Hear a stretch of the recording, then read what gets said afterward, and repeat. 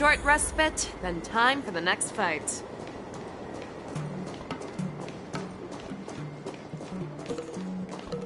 Come on.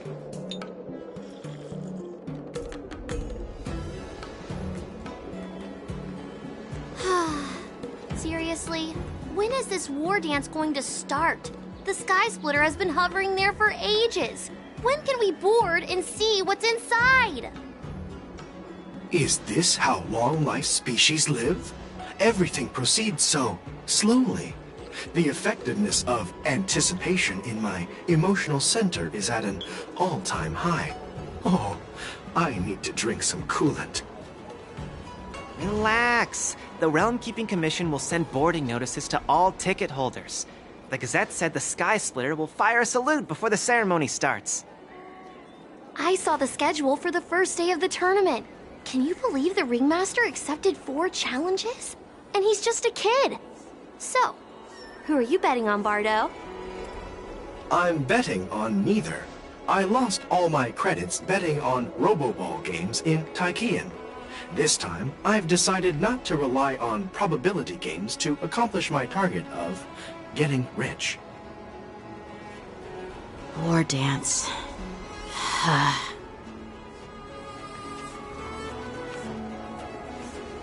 There you are. I heard you and Mr. Dan Heng went to meet the judges, and then a riot broke out in the shackling prison. I was so worried about you. Thank goodness you both made it out safe.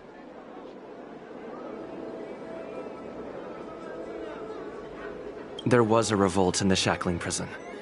Fortunately, we were protected by the guards until the Cloud Knights arrived to rescue us. The Borisin traveled all the way here to infiltrate the Luofu, and attempt to rescue their leader with a crafty scheme.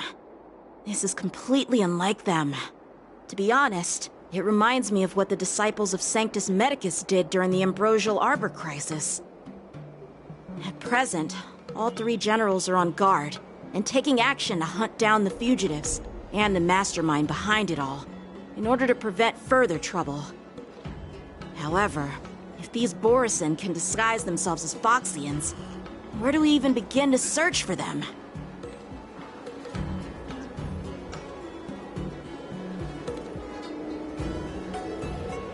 Yeah, I heard them too. But I'm afraid I'll have to disappoint them. I've already reported to General Jing Yuan that I'll give up my role as the Ringmaster. The security of the Luofu is more important to me than anything else. I need to fulfill my duties as a Cloud Knight Lieutenant before taking on the honor of being a Ringmaster. Those tourists just want to see some good sword fights. Anyone can participate in this kind of tournament. Doesn't have to be me. The real challenge lies beyond the ring on the Sky Splitter. If we don't capture the fugitives soon, Hule will wreak havoc. Obviously, there's someone behind the scenes orchestrating this prison break, intending to spread chaos. If we fail to thwart their evil plan, what honor will be left for us to uphold? Well said. You may be tiny in stature, but your ambition matches that of the Yao Qing's warriors. Hey, this has nothing to do with my height.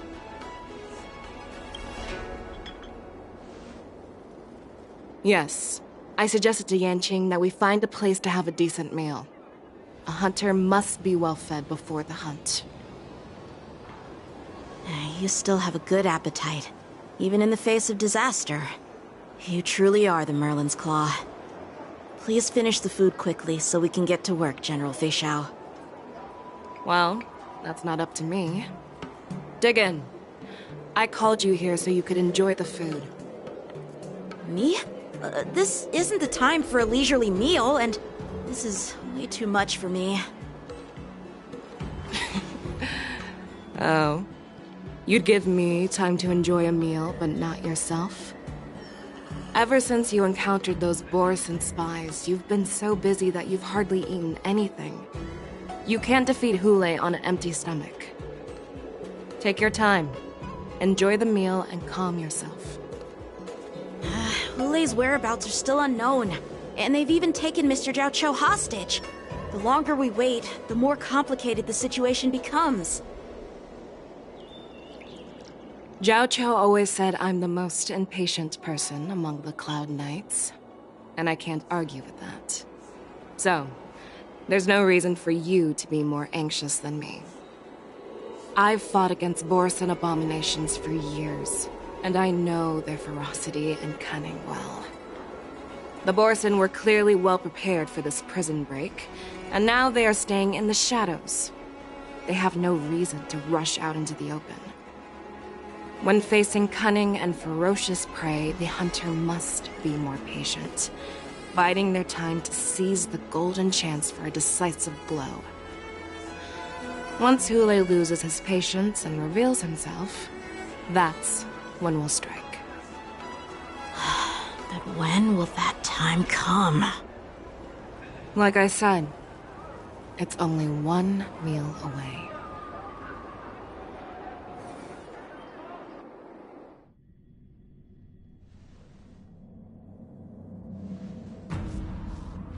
General Hua Yan, the Skyfaring Commission has finished its preparations. Do you have any other instructions? Representing the consensus between the Merlin's Claw and the Divine Foresight, I'll step in as the temporary commanding officer of the seat of Divine Foresight and oversee the Six Commission's affairs on the Luofu. What is the situation at the Shackling prison? Hulei made a quick escape and even sealed the gates of the prison. As of now, the Cloud Knights have re-established contact with the staff inside. The good news is the two Nameless who were trapped in the Shackling prison are safe and sound. I know I shouldn't use the word great given the current situation, but I'm relieved that he and Don Hung are safe. We've lost contact with one of the messengers from the Xianzhou Yaoqing. The Borisin have likely taken him hostage. Don't worry, Yuko. Fei Shao is leading the wolf hunt operation, and you know how capable she is. I have no doubt about General Fei Shao's capabilities, General Hua Yan. I'm more concerned about the Wardens. According to the plan, the ceremony will begin in 6 hours. The Sky Splitter will be activated, and all visitors will board the ship to watch the contest. But now, with Hulei's whereabouts unknown, everything is filled with uncertainty.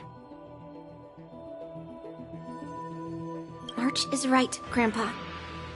I heard the escaped prisoner from the Shackling prison is beyond formidable. In case anything goes wrong. So, Yun-Li, what do you think we should do? Well, I believe we should declare martial law and allocate manpower to search for the escaped prisoners. And as for the war dance, it's better to announce an indefinite delay for now. Your plan sounds solid, but unfortunately solid plans rarely get a chance to be implemented. I believe there are at least 2 parties who won't accept your approach. The first are the many travelers who have come all the way here for the war dance. If we declare martial law now, it's like declaring that the Luofu isn't safe. How do you think the outsiders would react? They'd be terrified, and chaos might ensue. The second party is the staff of the Xianzhou Luofu's 6 commissions. They've invested a lot of resources and manpower into organizing the war dance. Suddenly suspending it indefinitely would create numerous challenges for them. But of course, not everyone disagrees with your idea. Really? The mastermind behind this incident would fully support your opinion, presumably. Hulei's escape and your discovery of Borisin's spies at Stargazer Navalia. Even a child could guess that these events were orchestrated. The fugitive is just one piece in the game. The one controlling the pieces wants to spread chaos and suspicion among the people on the Luofu. If we declare martial law and postpone the war dance, we'll fall into their trap and instill fear in people even before Hule actually does anything. So what do we do? We'll search for the prisoners while maintaining order on the Luofu, acting as if nothing has happened. As if nothing has happened? Yanqing said he'd assist the generals, and now he's nowhere to be found. With the host ringmaster gone, how are we supposed to act like nothing has happened? That's why I called the two of you here.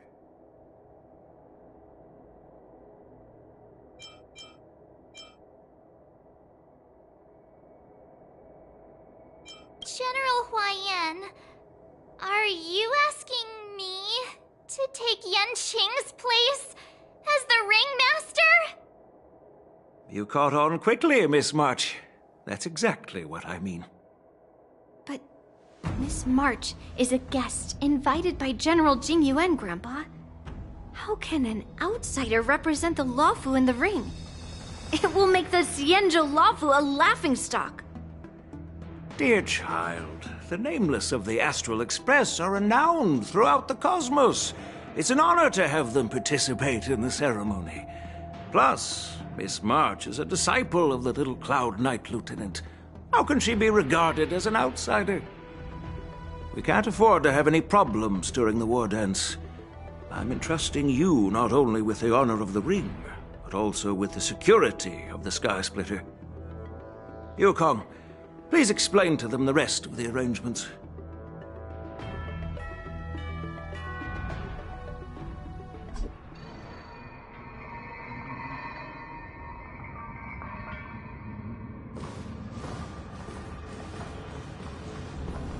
I am sorry for our improper management, and I truly appreciate your assistance, General.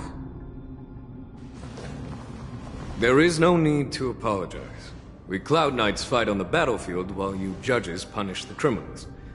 We are two sides of the same Xianzhou Luofu, and it is my honor to serve the Ten Lords' commission. I've grasped the situation of the prison break. Now tell me more about the current state of the shackling prison. Borison infiltrated the prison in disguise and released the prisoners, spreading chaos. Among the judges on duty in the 4 divisions, Judge Shui from the detention division was killed and is temporarily unavailable. So, I'm taking over her duties and commanding Arumaton spectral envoys and spiritfarers to quickly restore order in the affected areas. I, and the two behind me, will go deeper into the prison to investigate. But, General, the situation inside is still chaotic and perilous. Your presence would be... It's common for Cloud Knight generals to face danger directly. Hule has escaped, and the Yaoqing envoy is being held hostage by the Borison. His fate is unknown. This is a grave matter. Not only did the Merlin's Claw offer no reproach, she decided to go after Hule herself to prevent further calamity. I believe the Luofu owes her something in return for her fervent determination. How did the infiltrators learn about the location where Hule was held? And how did they time their plan just before the Yaoqing messengers were ready to escort him? Finding the answer to these questions shouldn't be too difficult. What truly matters is if we can gather the clues that lead us to the mastermind behind all of this.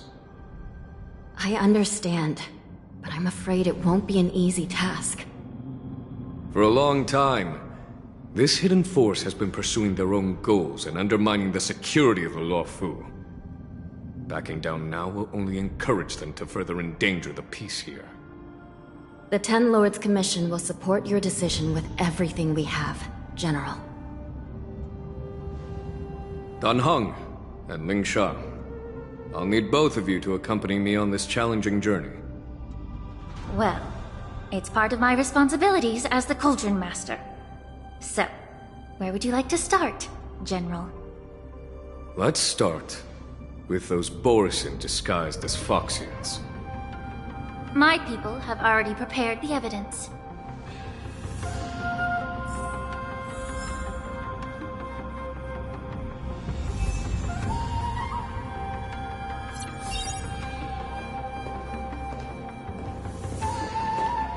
according to Lieutenant Yenqing's report, he stumbled upon a few suspicious Foxians at Stargazer Navalia. After following them, he discovered that they were actually Borison in disguise. This is one of the bodies. Looking at him now, it's hard to imagine how he transformed into a Foxian.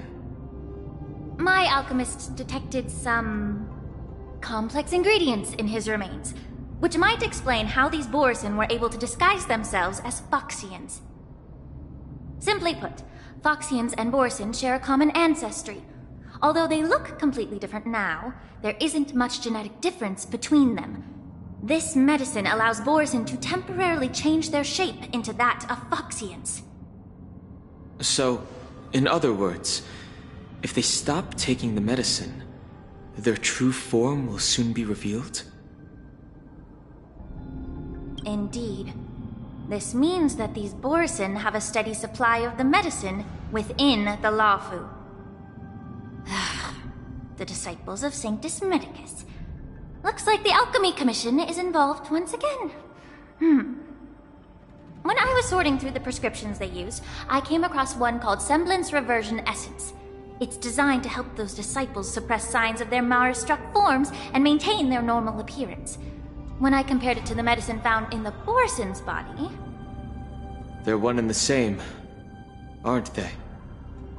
The medicinal properties and ingredients may differ, but the principle remains the same. Since ancient times, the Borison have always sought to have more powerful bodies, regarding the Foxians as weaklings.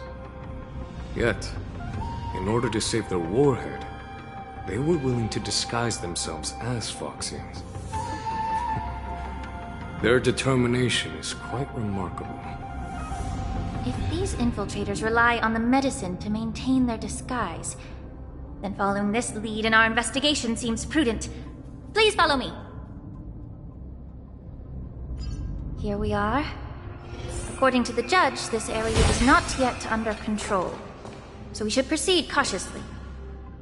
I've captured the nature of the medicine in my sensor. By following the medicinal fumes, we should be able to retrace the steps of the disguised Borison.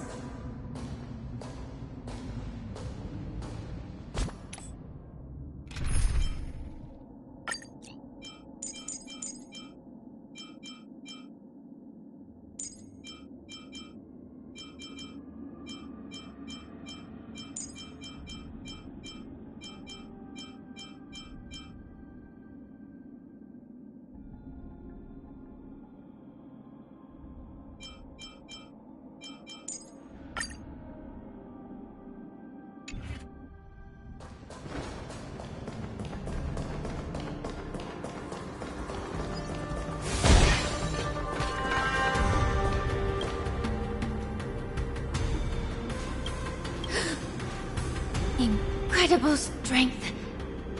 The attacker shattered this warden's bones with a single blow. Such brute strength is not something an ordinary Borison possesses. This is likely the work of Hule. If I may be so bold to ask, is this Borison truly that formidable? I have lived a bit longer and engaged in a few more battles than you, Miss Lingshaw. To the Alliance, Borison have always been the most formidable adversaries. And Hule is a monster feared even among his own kind. With his strength, Hule united numerous Borison packs, forming a grand army of abominations of abundance. They constantly push the Alliance's armies into perilous positions. Over 7 centuries ago, I followed my mentor on a campaign against the abominations. And I personally witnessed the devastation on the battlefield after Hule appeared. Even with medicinal pellets that suppressed the fear caused by his lupitoxin, countless Cloud Knights succumbed to panic in the face of his murderous aura. They couldn't even raise a hand in resistance. If the former sword champion hadn't immobilized Hule with her Frostblade, the outcome of that fateful battle could have been very, different. By the end of the battle, only a few of us remain. The crimson moon cast the sheen of blood on all. Everything I saw was painted dark red. If that's the case, why wasn't the beast executed instead of being imprisoned? On the Xianzhou, the judges cast those unforgivable and nearly immortal abominations of abundance into the eternal flames of the stars, reducing them to ashes. Their so-called immortality is just a facade. I mean, nothing can truly defy death, can it? I just don't understand why the Luofu kept this tumor for so long, leading to the terrible situation we're facing now. But I guess I understand. The people of the Luofu are known for their kindness. Even when faced with the malignant tumor within the Alchemy Commission, they couldn't bring themselves to cut it out. Instead, they exiled the healer, who tried to solve the problem, to the Xianzhou Juming. I understand if you hold grudges against me, Miss Lingshaw. I take the blame for the resurgence of the disciples of Sanctus Medicus. As for why Hule was only in prison, I can shed some light on that too. I'm just a healer. I'm not familiar with the past. I'd appreciate it if you could enlighten me, General. All right. Let me tell you more about it as we go.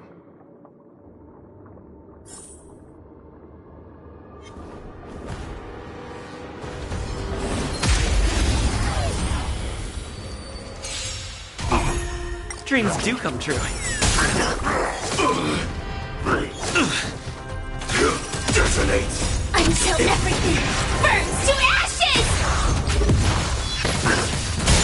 Time to cleanse the filth. Fight to live! Stay away! Existence is unity. Set the seas ablaze!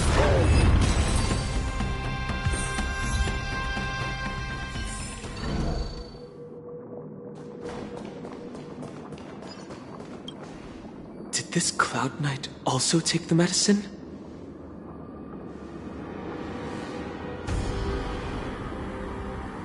No. This is a Borisin in disguise. A guard killed him before he could return to his original form. All these Borisin are dressed in official attire. Besides the Cloud Knight, there were also 2 Borisin disguised as members of the Skyfaring Commission and the Artisanship Commission. Whoever is providing them with official identities must hold the position of power. Let's search elsewhere.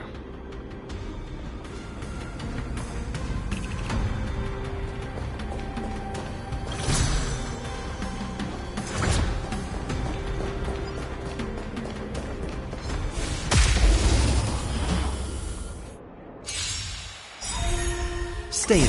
Let the show begin! Let's improvise.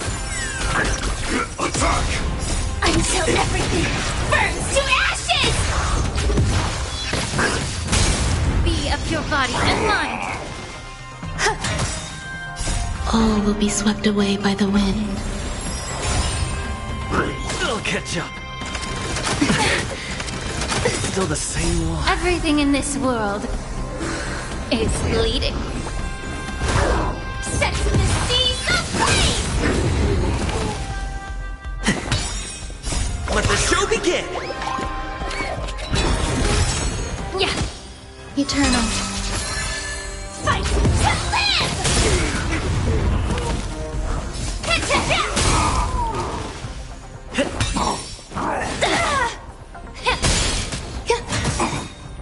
All will be swept away by the wind. Set the seas ablaze!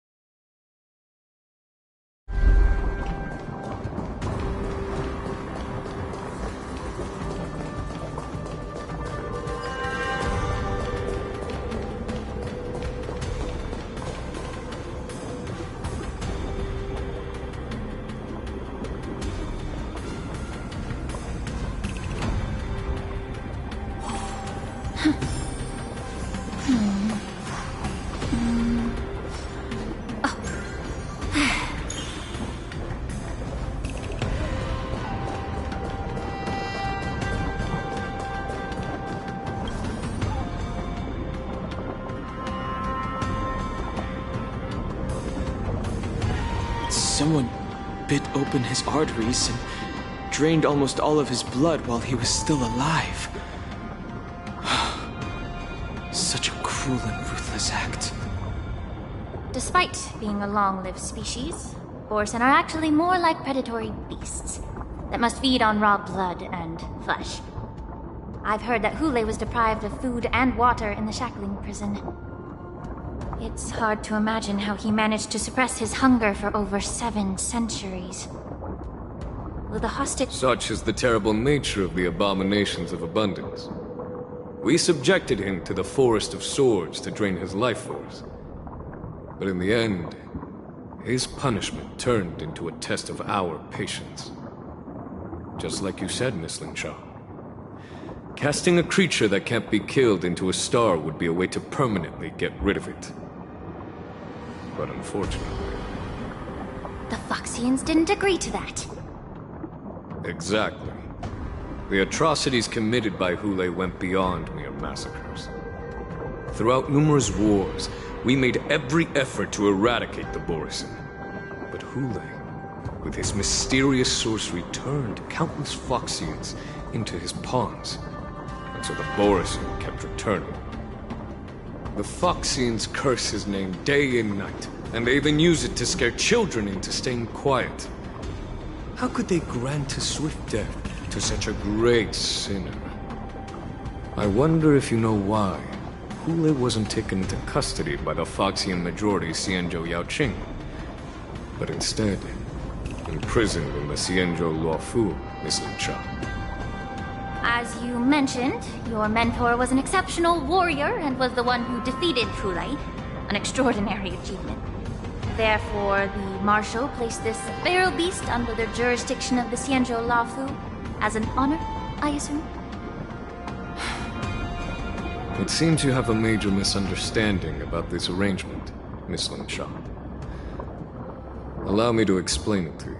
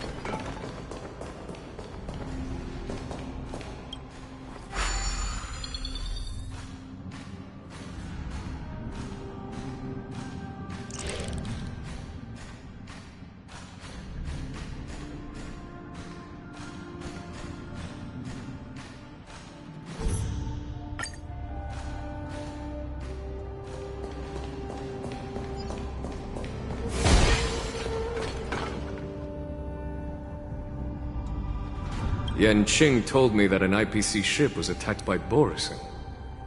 Is this what they were transporting on the ship? Yes. The Artisanship Commission and Alchemy Commission conducted a joint examination and found that parts of this machine are made from specially refined Borsen biotissue. I heard the Intelligentsia Guild has been researching the biological properties of long-life species, hoping to make medical or combat-related discoveries. However, they haven't dared to cross any lines due to their so-called relationship with the Alliance.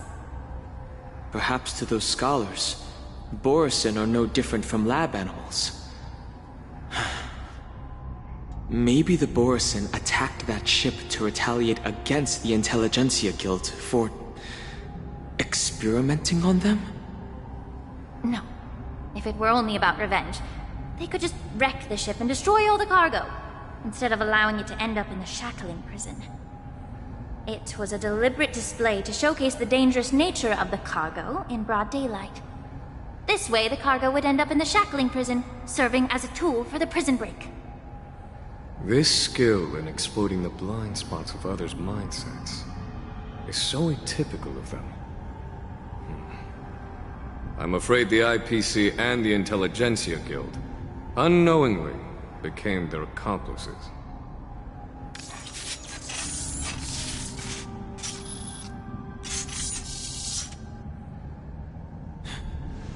Watch out! This thing is still alive! Giant, even after suffering such severe attacks? Their imitation of long-life species has crossed the line. Until everything burns to ashes! Time to cleanse the film. Everything in this world is bleeding. These are abnormal. Attacked fight to live! Existence is unity. Set the seas ablaze! Shutting down.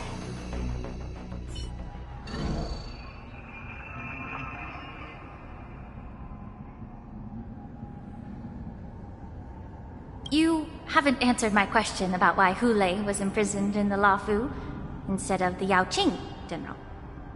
You've been reserved in your response. Could it be that such an arrangement wasn't an honor? The reason why the Marshal didn't leave Hule on the Yaoqing lies in the very mech in front of us. Are you suggesting that there are people trying to understand Hule's secrets and use them for their own purposes? Just like with this mech? Well, I understand. I've heard that the Foxians on the Yaoqing share a bloodline with the Borson. And just like the Borson, some of the Foxians there experience an uncontrollable insanity called moon rage. The Marshal believed that this would be inhumane and no different from what the Borson do. So... Exactly. While Borson see moon rage as a blessing that unlocks their true potential, Foxians see it as an inevitable curse within their bloodline. Countless healers of the Yaoqing have attempted to unravel this mystery, but to no avail. Why can Borson control the power of moon rage? Can we Foxians break free from this curse? These questions were asked frequently. Each questioner had good intentions. But the road to catastrophe is paved with good intentions. To the Foxians of the Yaoqing, Hule was not only the warhead of the Borson, but also a monster that could be the subject of much research. Hule thus became a poison that corrupted people's minds without their knowing. that's why the Marshal decided to imprison Hule and the Luofu. It wasn't an honor, but rather a warning. Because such selfish pursuits in the name of good intentions once led to a tragedy on the Luofu that served as a warning to future generations. This edition of Imbibitor Lunae. By imprisoning Hule and the Xianzhou Luofu, the Marshal both suppressed the dangerous intentions of the Yaoqing Foxians and warned the Xianzhou Luofu to refrain from repeating its mistake. That was a necessary trade-off. The Xianzhou Alliance is not solely about the Xianzhou natives. Only when all three races, Foxian, Vidyadhara, and Xianzhou natives, form an alliance, will there be a promising future for all. Thank you for enlightening me. Was it for the same reason that you traded off my mentor to the Xianzhou Zhuming, only to stand idle and allow the resurgence of the disciples of Sanctus Medicus? You said that I couldn't bear to cut out the malignant tumor within the Alchemy Commission, but instead exiled the healer who tried to solve the problem to the Xianzhou Zhuming. But did your mentor tell you her good intentions led her to perform certain healing arts on Dun Hung, who had just finished his hatching rebirth, so that he would regain the memories of his past life? What did you just say? She believed that restoring the High Elder's knowledge of his past life would allow the Videodora to resume their duty as the guardians of the Ambrosial Arbor, quelling the strife within their clan and bringing everything back on the right path. But just as I mentioned earlier, the road to catastrophe is always paved with good intentions. Since then, the 6 charioteers decided that the Alchemy Commission would no longer have a Cauldron Master. Until your arrival now. If that's the case, I should thank you for protecting my mentor by exiling her, General. Quite the contrary. I should be the one thanking.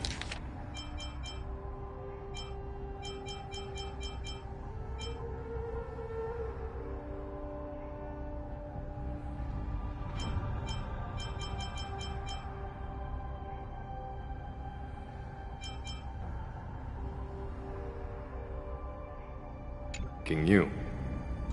Thanking me? All I ever want is to have a clear conscience. However, can long-life species truly achieve that goal in their long-drawn lives? For example, you were implicated along with your mentor and forced to leave your homeland without knowing the truth.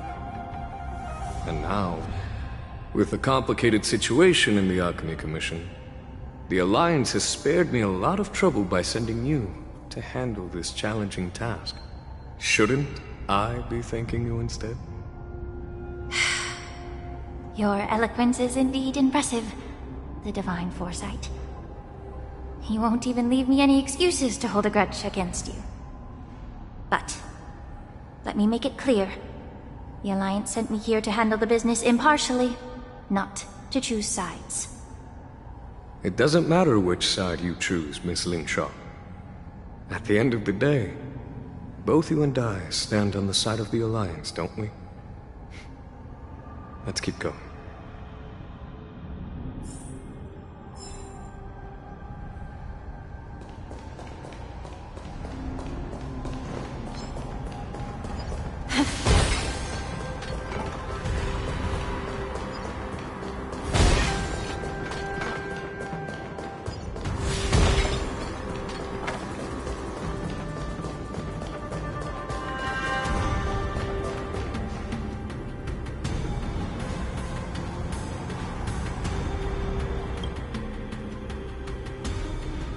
These Mara-struck soldiers don't appear to be escaped prisoners.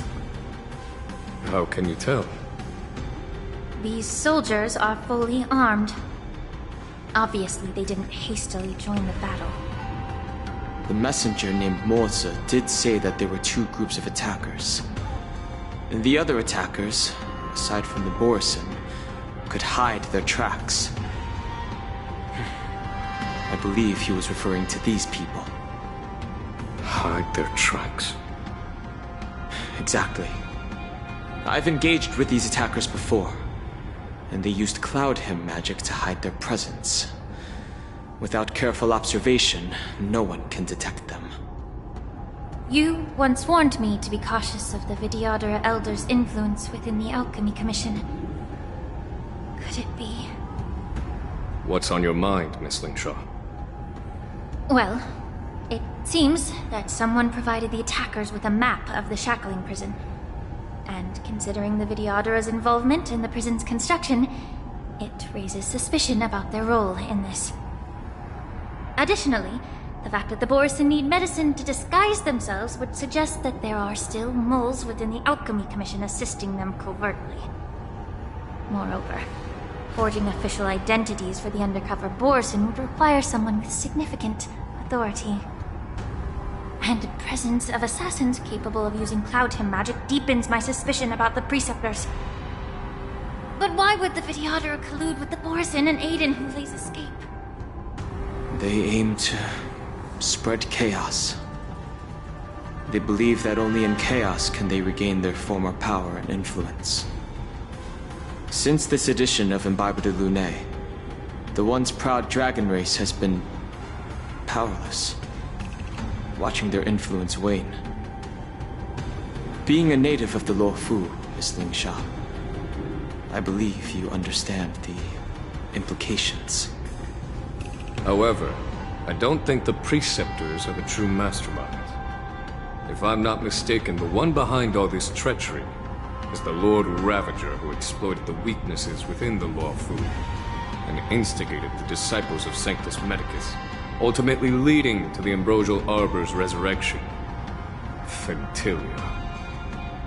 Please remember, General, that everything I've mentioned is mere speculation. We need concrete evidence for a public trial. If you want to interrogate someone within the Videodara's ranks, you'll need irrefutable proof. So, what's your plan, Miss Lingsha? I'll send an invitation to the Preceptors. An invitation? The Preceptors have been inviting me for a personal meeting since my arrival on Alafu. Now, I'll send them the remains of these Mara-struck soldiers and the... I'll ask them to meet me at Scale Gorge Waterscape. I'd like to hear their explanations. Good idea. If I were to take action, it might alert the true mastermind. I trust you to handle this matter, Miss Lingsha. The internal affairs of the Videodara should remain under their jurisdiction. And don't worry if things don't go smoothly. Once the wolf hunt operation is over, the hidden truths will come to light. Speaking of the wolf hunt operation, I'm truly worried about the Yaoqing messenger who was taken hostage. Hulei was starving in the shackling prison for centuries. I don't know if the messenger can survive in that wolf's clutches. May Rainbow's blessing keep him safe.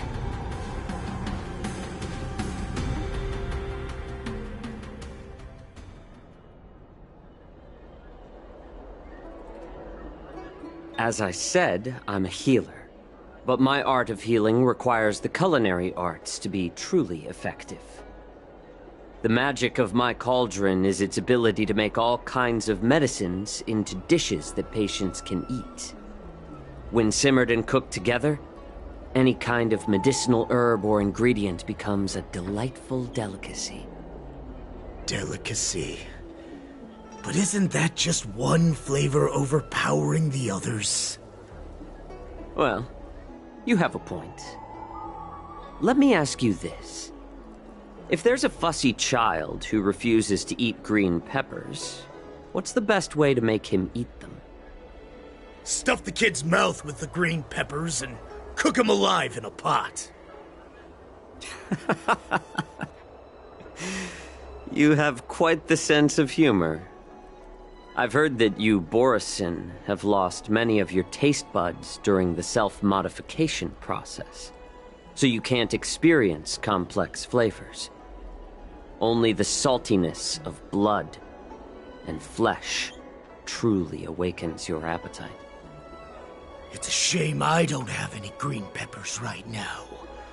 Otherwise, I'd happily stuff them into your mouth and cook you alive in a pot. I'm just kidding.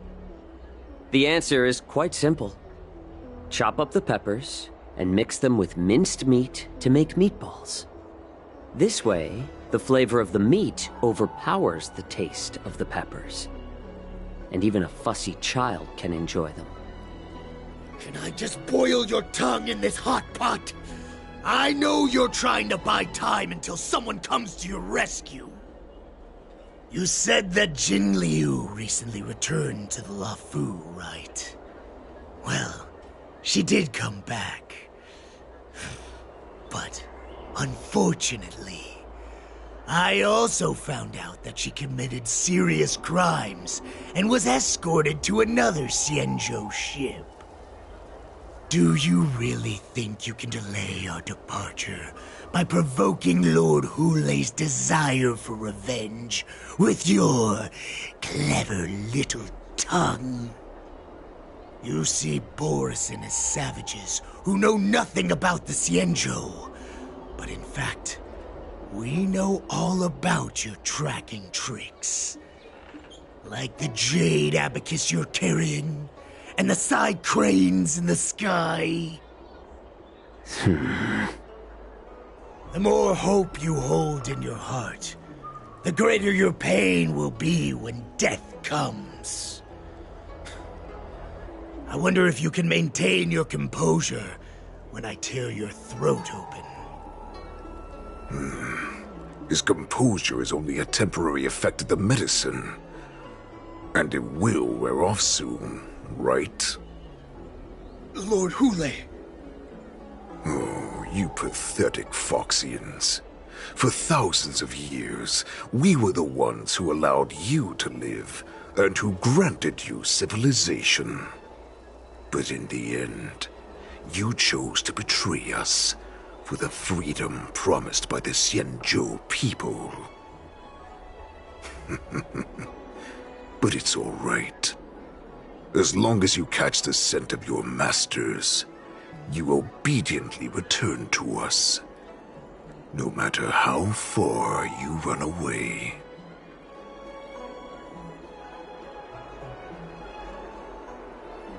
Hule, have you ever wondered why it took them 7 centuries to come to your rescue? The Borison's era has long passed. Did they ever tell you these harsh facts before giving you hope for returning home, Lord Hule? Now they're being crushed by the Merlin's claw of the Yaoqing, by a Foxian. They're hiding in remote corners of the cosmos, trembling with fear like a wounded beast on its last legs, reaching out desperately for any fake hope of salvation, which in this case is you. The Merlin's claw of the Yaoqing. A Foxian? Very interesting. Tell me, Moktok, is he speaking the truth? He isn't lying. That lowly beast was a war slave who ran away from our pack. Cannon fodder, a thief! She stole our power and used her knowledge about us to fight us, using every dirty trick in the book! And she bested you, Moktok. Fairness is but a pathetic excuse for the dead and defeated. Since our great pack has fallen apart, who told you that I was alive? And who sent you here? In our darkest hours, it was a prophet of the Master of Immortality, named Mongus, who showed us the way. Her guidance brought us hope. This prophet, Mongus, what does she want? The prophet made this proclamation. The Borison have been divided for too long, and only your return can unite all the packs, restoring us to our former glory. That's when we learned that you were still alive. It must have been a manifestation of the Master of Immortality! And the prophet told us that the Foxian general of the Yaoqing would take you to her ship during the Lafu's war dance, and that it would be our best chance to infiltrate and free you from your prison. And just as she said, we did it!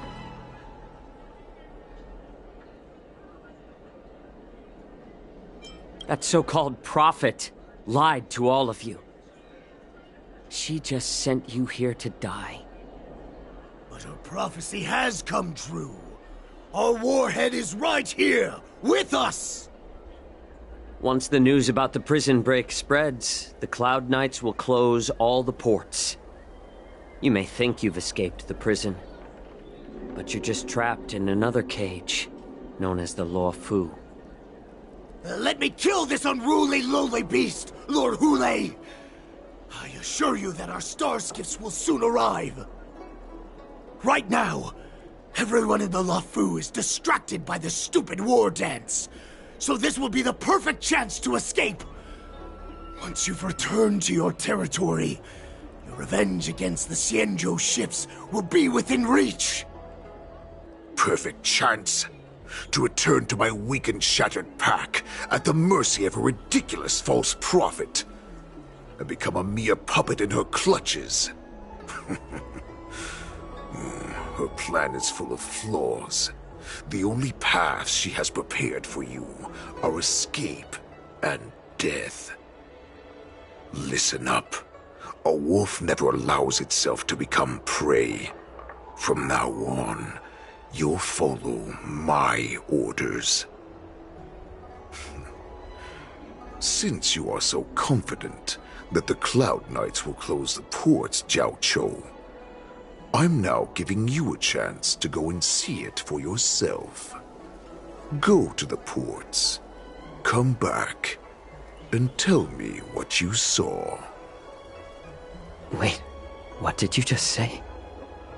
But my lord! Would an alpha wolf ever listen to a cub mock talk? No, I've never heard anything like that. I wasn't trying to defy your will. I will always unquestioningly follow your orders.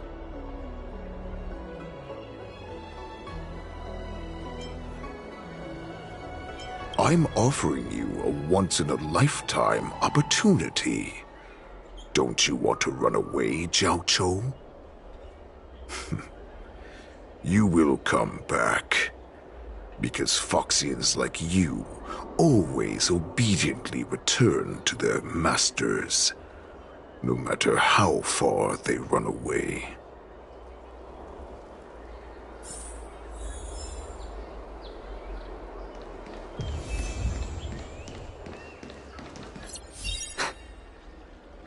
I can't believe he actually let me go. What game is he playing? Perhaps I can try to warn the Cloud Knights. No. Perhaps I can just escape.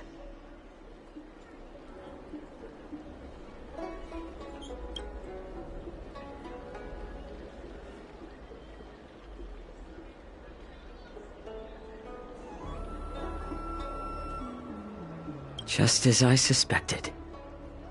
He's testing me.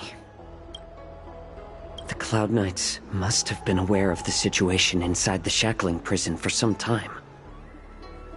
Will General Fei Xiao personally lead a squad to capture Hule?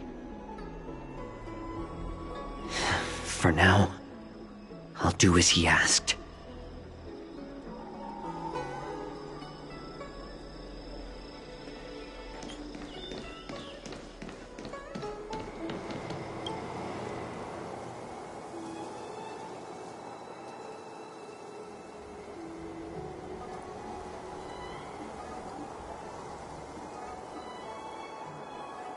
Would you like to board my star skiff?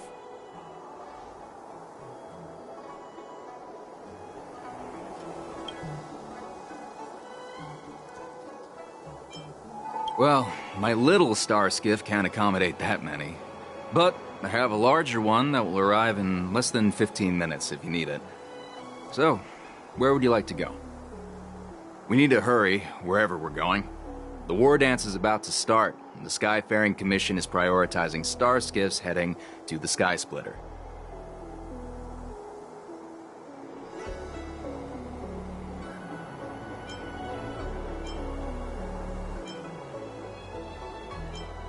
Close the ports? Why would they do that?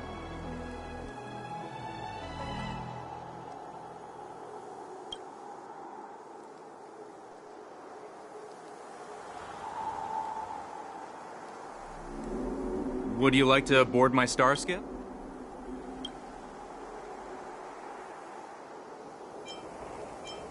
Well, my little... We need to hurry wherever we're going.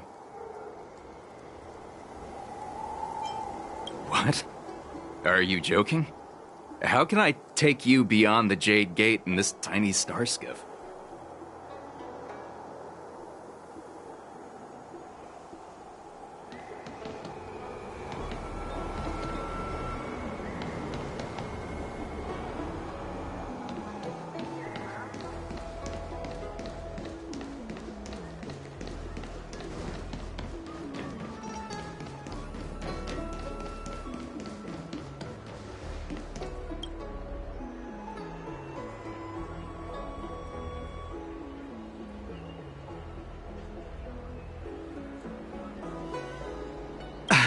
I'm sorry, but the Realm Keeping Commission Chancery is currently closed.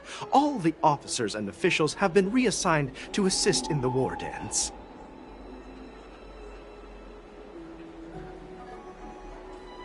If I can help you. Hi, do you need my help, messenger from the Xianzhou Yaoqing? Borisin are hiding in the Exalting Sanctum. You must deliver this news to the Cloud Knights. Borisin? Here? Are you serious?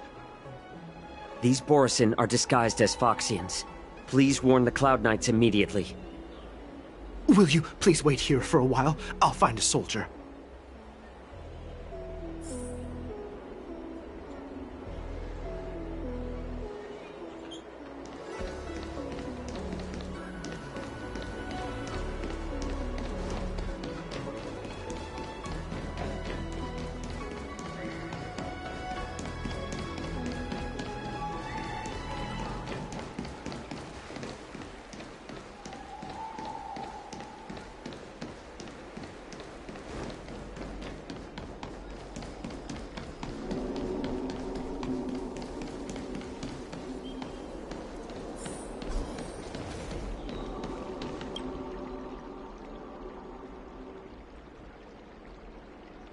Hey there. I noticed you'd been looking at me for quite a while.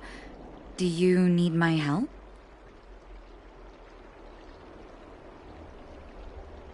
Understood.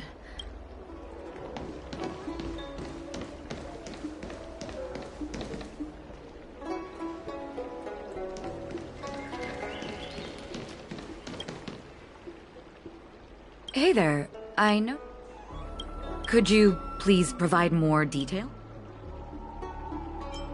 What? Wait. I recognize you. You're the lost Yaoqing messenger. How are you here? I was brought here by the Borisin. Please make sure to report this news. All right. I'll call for reinforcements.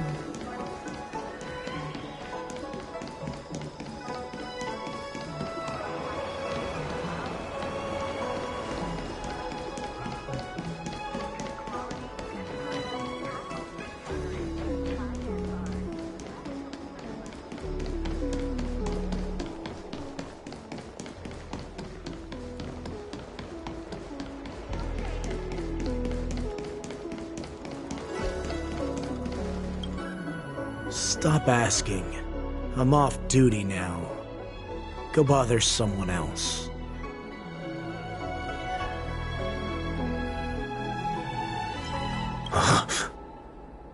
You're not one of us, but I smell a familiar scent on you. The Warhead sent me here to check on the situation.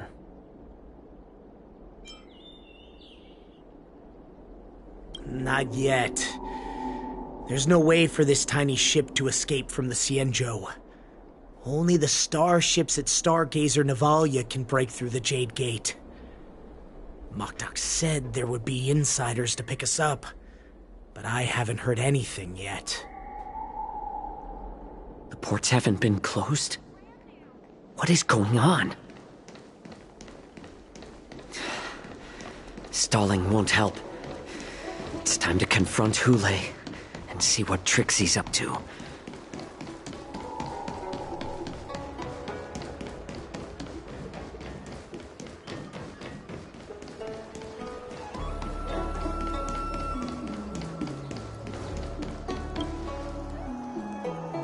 Would you like to board my star skiff? Well, we need to hurry. Wherever. Keep what quiet? The realm homekeeping commission? It's right up it.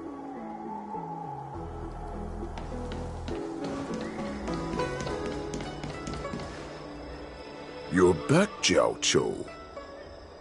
Come and take a good look. Who are these people?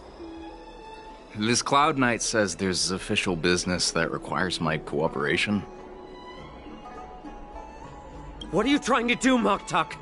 They have nothing to do with this. Nothing to do? I told you to go to the port and check out the situation. But I never gave you permission to talk with others. Remember, these people died because of you.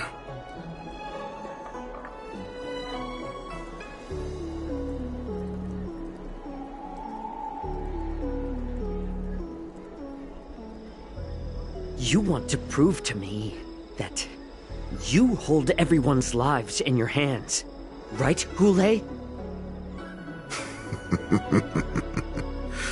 Oh, exactly as you said. So, have the Cloud Knights closed the ports? No. They don't want to publicize my escape. I understand. It's no surprise, for fear is more deadly than claws and fangs. Especially during a festive time like the war dance. What lurks here is not a group of fugitives, but rather a pack of wolves amidst the flock. My cubs are hungry, ready to feast on flesh and blood, reveling in your fear. Your calm facade will soon crumble. I can tear through it and expose your pathetic bones any time. There's no escape from me, Jiao Cho. Of course, you can try your luck and believe that your wits will save you. But remember, you're not the only hostage in this city. If you try anything funny, innocent people will die because of you. Now, let's talk about the Foxian general you serve. Moktuk says she's here for me, which means she'll be hunting me herself. Before the hunt begins, I need to know my opponent. You can refuse and play tough, or you can cooperate and save us both some time, healer.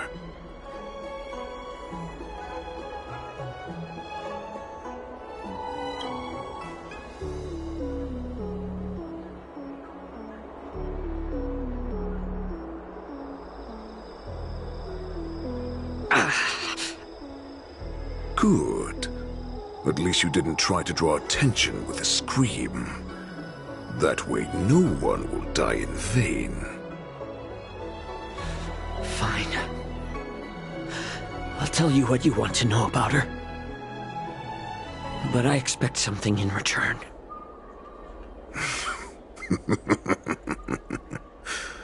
What makes you think you're still in a position to negotiate with me? You can torture me until I talk. Or let's save us both some time. Warhead. Here's the question that's been bothering me.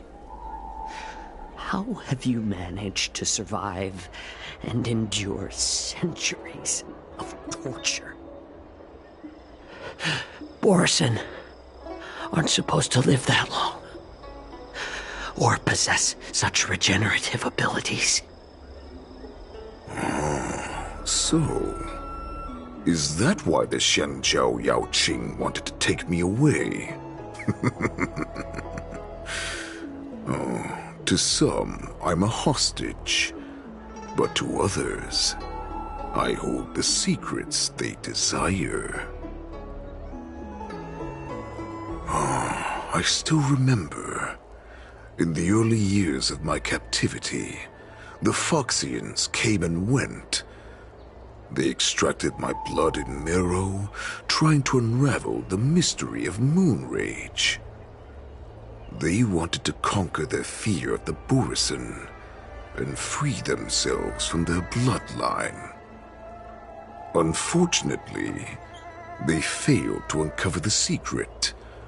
So, they resorted to the most brutal punishments they could imagine. Some seek power to destroy their enemies, while others seek power to become their enemies. Which one are you, Jiao Zhou? Ah, I see. You're the most pitiful of them all, healer of the Yao Qing. You seek power to share it with others and do good. Well, then let me tell you the answer you seek. In our ancient legends, Duran, the ancestor of the Borisin, was dissatisfied with his limited lifespan and power. He yearned to dominate the skies and become the master of all the stars. To achieve his goal, he sacrificed the lives of countless Borisin and Foxians, pouring them into the spring bestowed by the Master of Immortality. Through a form of genetic sorcery, the water gave birth to a miracle. The lunar embryo. Duran ascended the birthing bed and obtained what he desired. A heart in the shape of a deep red full moon. He cut open his chest and replaced his original heart with this crimson moon. Laugh all you want, but only I know the truth behind every word. This moon heart beats within the body of every generation of the Borisin warhead. In the ritual that decides the new warhead, the successor cuts open the previous warhead's chest and consumes the divine heart, thus possessing it as their own. Devouring is the true essence of life, allowing us to endure and thrive. It gathers the life essence of all the prey we consume, making us stronger and stronger. I thought all hope was lost after 7 centuries of torment. But now, this heart is beating once again. All right. Now it's your turn to tell me everything about the Merlin's Claw. Jiao Zhou, I found you.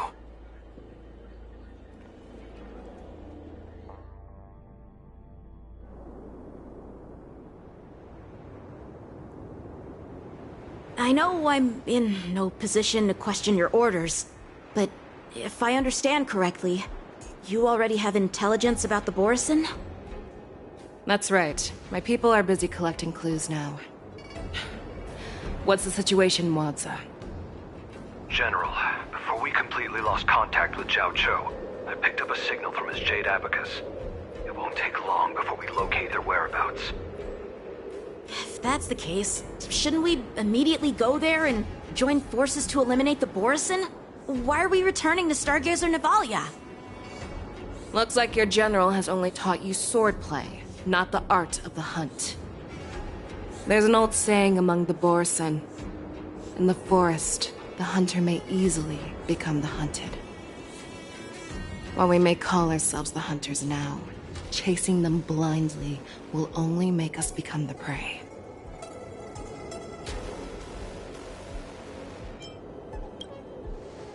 Are you joking, General? He's just a wolf who's been imprisoned for 7 centuries. Even with his accomplices, they're no match for us numerous Lawfu Cloud Knights. How could he consider us his prey? Do not underestimate the enemy. Hule is not an ordinary Borson that can be easily killed. The advantage in numbers means nothing when we face that monster. A vicious beast who hasn't tasted blood and flesh in 7 centuries is now lurking on the streets of the Luofu right before the war dance. This is what makes the situation treacherous and unpredictable. To him, the lives of ordinary people are just meat, ready to be devoured at any moment. Exactly. That is why we must succeed in our first strike, or the situation will spiral out of control. You've heard of this military tactic, right? When you surround your enemy, leave one side open for them to escape. A skilled hunter must be well prepared, waiting for the prey at the most advantageous position. What would we do if we were the escapees from the shackling prison? While we can disguise ourselves and blend in with the crowd, we don't plan on staying here for long. In this case, what do we need most now? A star skiff to get us out of the Luofu. The Borison we discovered at Stargazer Navalia were actually preparing a vessel for their escape. We predict their next move, and we take them down. Let's start from where you found those Borison and corner our prey.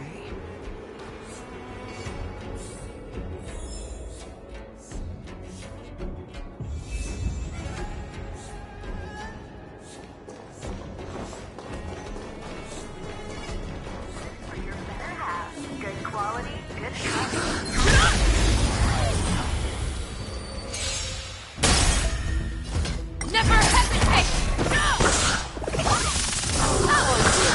Resonate all together. Forever triumphant! Victory is inevitable! Go Navi!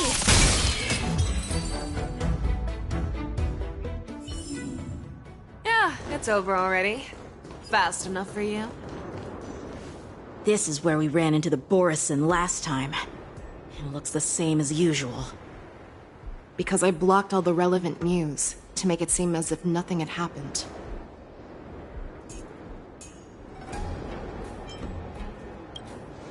If Yanqing hadn't scared them off, we would not have many clues.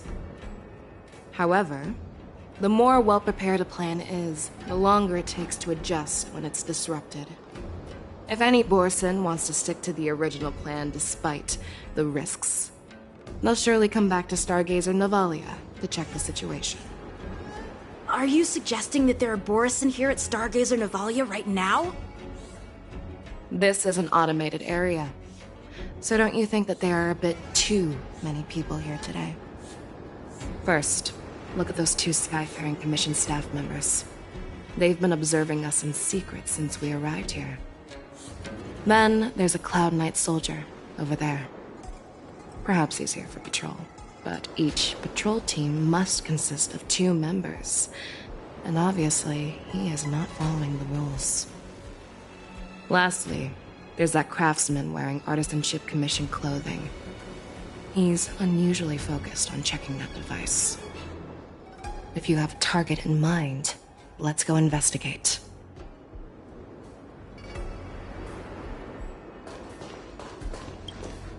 Hey, you there! Please refrain from wandering around Stargazer Navalia if you're not... Oh, it's you, Lieutenant Yanqing. I'm an official staff member assigned to investigate a peculiar issue. A peculiar issue? Yeah, we've had some unscheduled star skiffs being constructed at this dock in Stargazer Navalia. Could there have been an error in the production planning for the assembly line? This is just weird. I thought all the pending star skiffs from before the war dance had been scheduled already. I'm sorry, but I need to focus on my work right now. If you have any questions, we can discuss them later.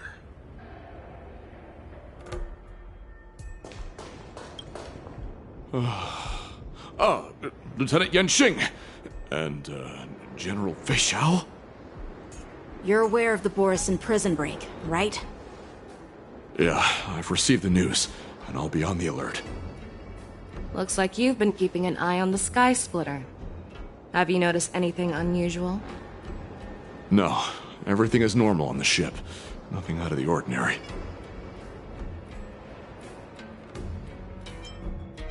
This is not a location for a Cloud Knight on guard duty, is it? Well, this spot offers a great view. Are you here to keep an eye on the Sky Splitter? Yes. You've been observing the Sky Splitter for a while. Have you noticed anything? Honestly, just watching the ship from here isn't too thrilling. I wish I could go on board and witness Lieutenant Yenqing's contests. Speaking of which, Lieutenant Yenqing, aren't you supposed to be on the Sky Splitter? Is it alright for you to be here instead? Thank you for your concern, but I have more pressing matters to attend to.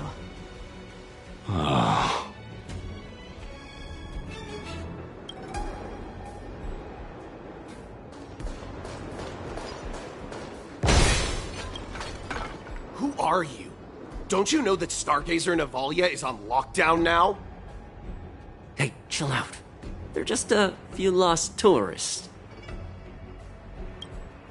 But Stargazer Navalia is the shipbuilding port of the Xianzhou Lafu. If the Skyfaring Commission called for a lockdown, there should be official documents proving it, right? Official documents? Of course there are. The Cloud Knights are aware that some people have infiltrated this port.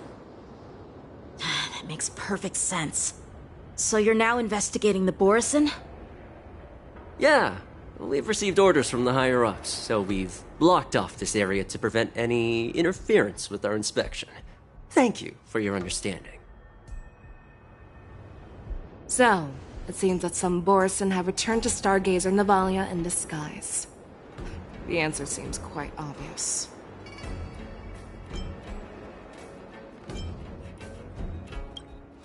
That's my suspicion as well. Remember when I mentioned that the Cloud Knights blocked all relevant news to make it seem as if nothing happened? Stargazer Navalia is not under lockdown. But on the contrary, those staff members use Stargazer Navalia is on lockdown as an excuse to persuade us to leave. This contradicts the Cloud Knights' plans. Their flimsy disguise has been exposed. Even if they try to hide, there's no way they can escape us.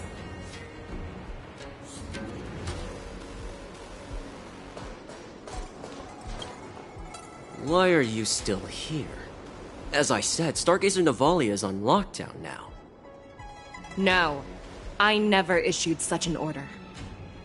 Who are you? Perhaps you haven't met me on the battlefield, but I am certain you've heard my name. Now I'm asking you a question, so answer me. Tell me. How many more of your comrades are here? Where were you planning to meet Hule? This woman, she's the general of the Yaoxing! What are you still waiting for? Attack her!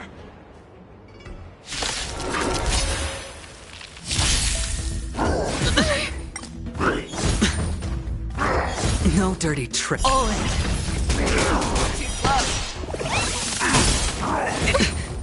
Watch your head.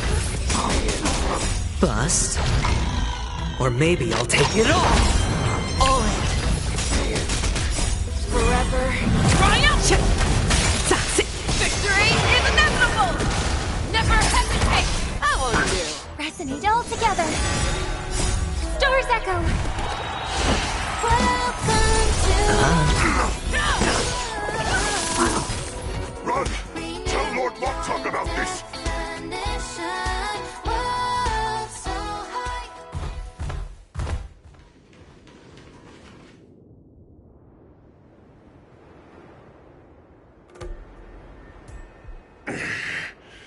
Why don't you kill me? Because I need answers. You were our war slave, so you should know us descendants of Duran. You want me to talk? Fine. Try whatever you want. But But I assure you, you won't get anything from me. Only fangs and blood. If I were to do that, I wouldn't be any different from you. I am the arrow that pierces the wolf's heart. I grant you a swift death. That's exactly what I desire. Wolves that leave the pack are prepared for the fate of never returning home. But sadly, you didn't catch my partner. He will alert them. Before you close your eyes, you should know that I allowed him to escape. Because he will lead the Cloud Knights to Hule's hideout.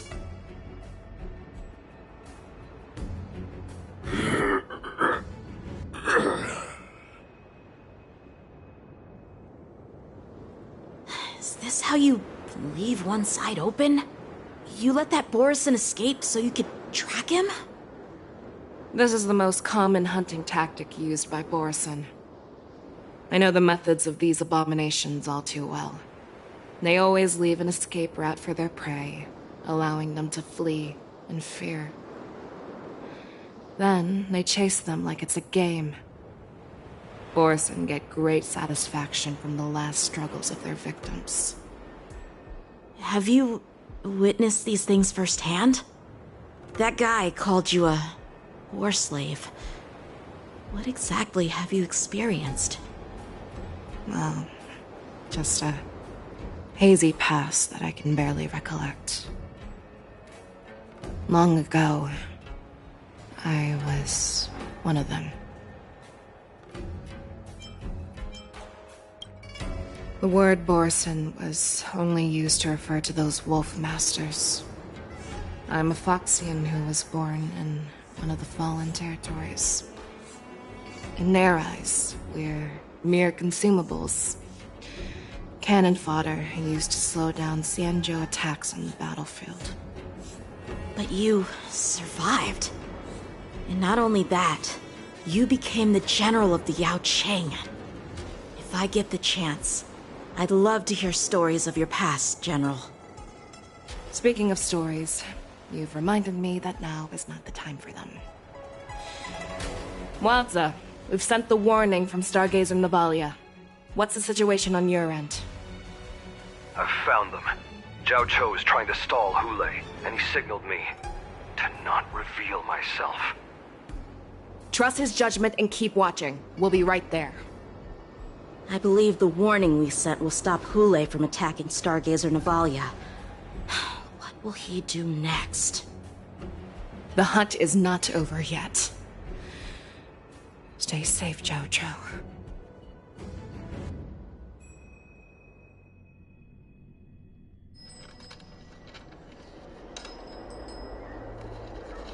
Please, save me.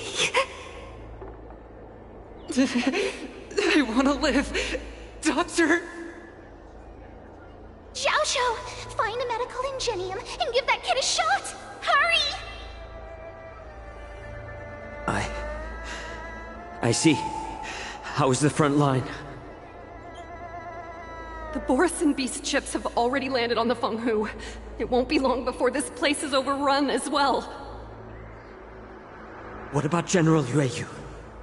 Any news from her? I'm her healer. I should stay by her side at a time like this.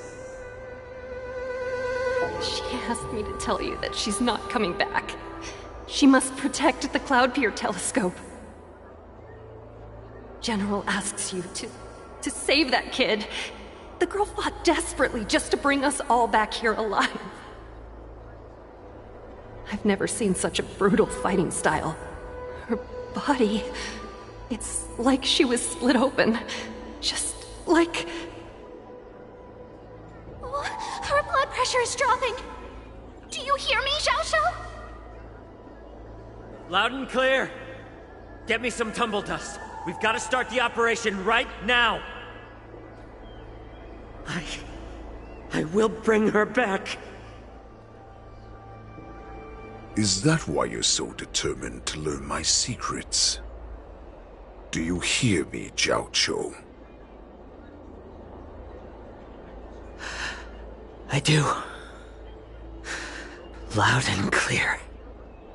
So she saved you all in that great battle on the Xiangzhou Fenghu 3 decades ago. But to your surprise, you discovered her Borisin bloodline while she was at death's door. Moktok told me that she was a war slave who escaped from the Eclipse Pack. Oh, what a twist of fate. Turns out, she's from the same clan as I am. Now I understand. No wonder she displayed such astounding power, determination, and cruelty in battle. Turns out it's all because of her Borisin bloodline. Mutt. Despicable mutt.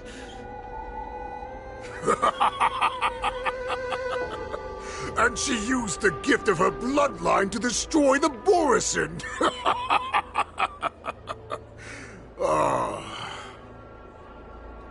Moon Rage, a blessing for wolves, and a curse for foxes. For Borisin, to have their bodies torn apart by Moon Rage and transform into a beast is the ultimate joy. But for you Foxians with poor regenerative abilities, it means certain death. With the burning fury in her heart, that Foxian general will eventually lose her sanity and indulge in endless bloodshed. The scars on her body will not be caused by enemy weapons, but by the immense power she can't withstand. One day, she will be torn apart and die as a monster. And in return for saving her life, you intend to give everything to solve this impossible puzzle. Hule, do you know the saddest thing about being a healer? All this time, I've devoted my life to bringing back those who sacrificed their lives to monsters like you. I exhausted myself, and my hands trembled. But I believed everything I did was meaningful. But once again, they rushed into battle. And then I heard of their deaths. They died under your claws, in your jaws, amidst the flames of crashing star skiffs, and under the Lux arrow of rainbow. Like a useless idiot, I saved a fish named Life out of the cauldron called Death, only to watch it struggle, dive back into the boiling broth.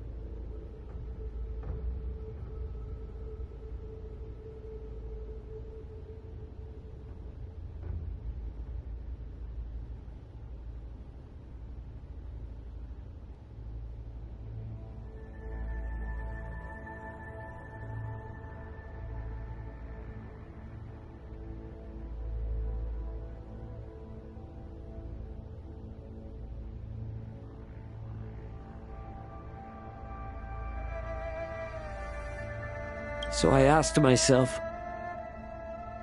why were they so eager to run toward their death after they had recovered from their wounds? Why wouldn't they value their hard-won life? All the doubts left me feeling lost.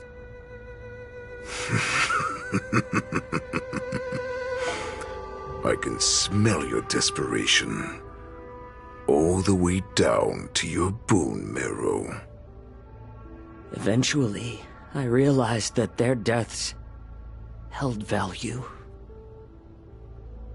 They placed the weight of their sacrifice on the living, granting us strength. With a coin forged by their deaths, they exchanged something more in return. Everything I'm doing now, following you so closely, is just for one reason. Witnessing your death with my own 2 eyes. Even your death has value. It will pave the way for a peaceful war dance and a fully cured Fei Shao. The thoughts in your pathetic head are hardly surprising. Did you already know this? Yes, I did. As Borisin, we understand the value of death more than anyone. And as a healer who has witnessed so much death, you won't be swayed by fear. What a shame, what a shame. Your story actually sparked a trace of respect for you in my heart. Can you even feel respect with your corrupted heart? Of course. Because I caught a whiff of my own kind in you. Unfortunately, in the end, you're still just a weak fox. As the wolf's creed goes, gift the wolf a dead end where new paths arise. Raise him to a doomed fate where satiation lies. The cowards in forgotten corners meet their unworthy demise. Yet the valorous in brutal battles embrace their eternal prize. That's why I'm keeping you alive for now. I want to show you how Borisin truly respect their enemies. We will consume your flesh and blood, nourishing our own. We will crush your hopes and dreams, clearing a path for our hunt. Your feeble souls will witness a new future. A future that belongs to me. My lord, we received a message. Our arrangement at Stargazer Navalia has been discovered. We must act quickly. That doesn't surprise me at all. Moktok, what's that noise? It's the Sky Splitter. The ship that the war dance will be held on is about to set off. The Skyfaring Commission will clear the air routes. And if our star skiffs try to escape, we'll be spotted. Calm down, Moktok. Look at you now, hiding and fearful. Where is your Borisin dignity? As I said, I'd sacrifice my dignity for your return. As long as you can come back to the Borisin Pax, there's still hope. Hope? The Borisin have forgotten the wolf's creed. Weak creatures put their hope in the strong, but the strong fight their way out. Bringing me back instead of choosing a new master only proves the decline of our pack. And as for the prophet who manipulated you into saving me, she's just a liar trying to use Duran's offspring. Moktok, let me tell you how the Borisin will rise to power. We won't hide like rats in the streets of the Xiangzhou. We will be ravenous wolves, walking amongst a herd of lambs with our fangs bared. But, Great Warhead, our packs are not here. We can't go to war like this. Our packs are not here. Wherever I go, everyone is the pack. Stay away. Just don't come any closer. No!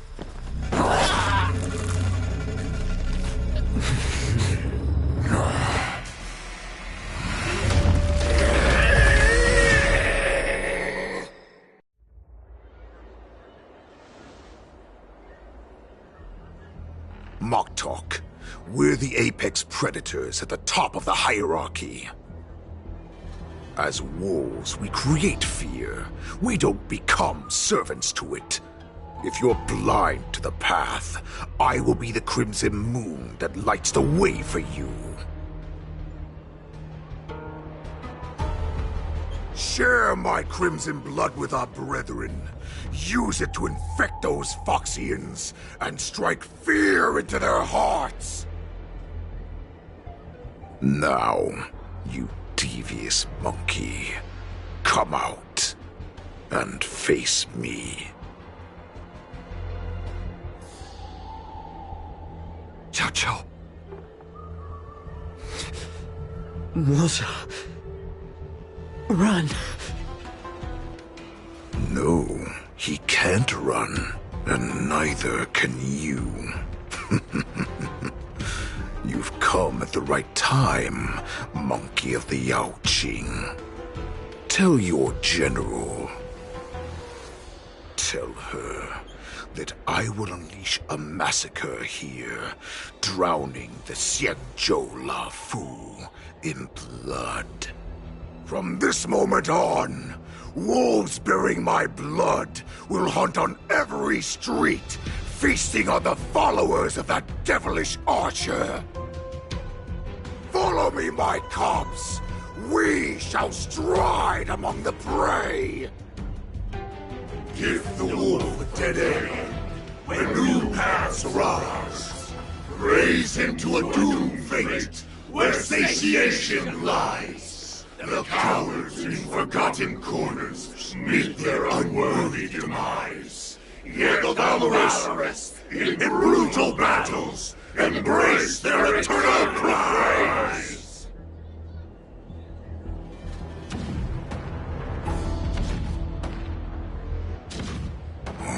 Do you hear that?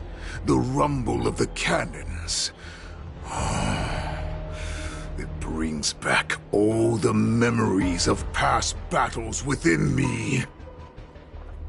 My return will bring back the Wolf's Creed. In my own way, I shall save our weakened pack and restore it to its former glory!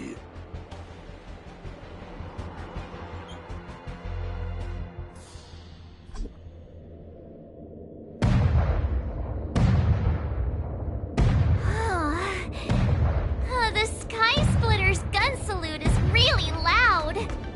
So this is what the war dance is actually like? I feel like my eardrums are going to burst. Well, how could they expect to attract people to come and watch if they didn't make a huge spectacle? March, you haven't forgotten what you came to do, have you?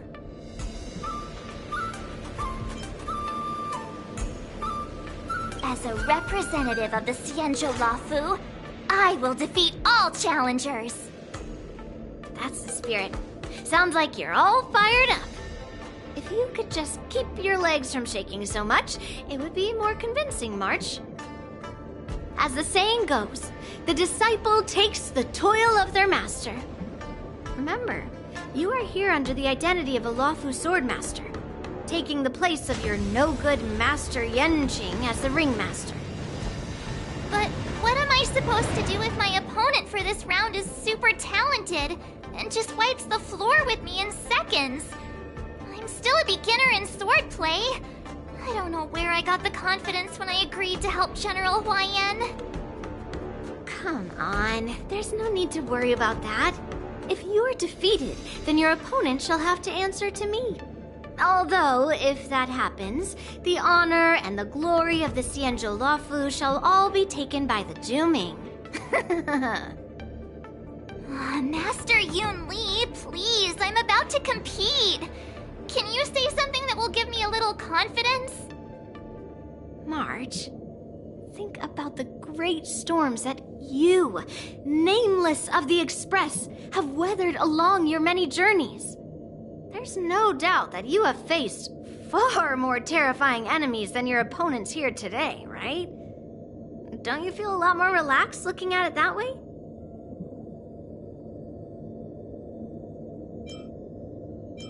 I've trained hard in the art of swordplay over these few days. It's time for me to get in the ring and prove myself. Let's go! Master Yun Li, I don't think I'm completely ready. March, there is no such thing as completely ready.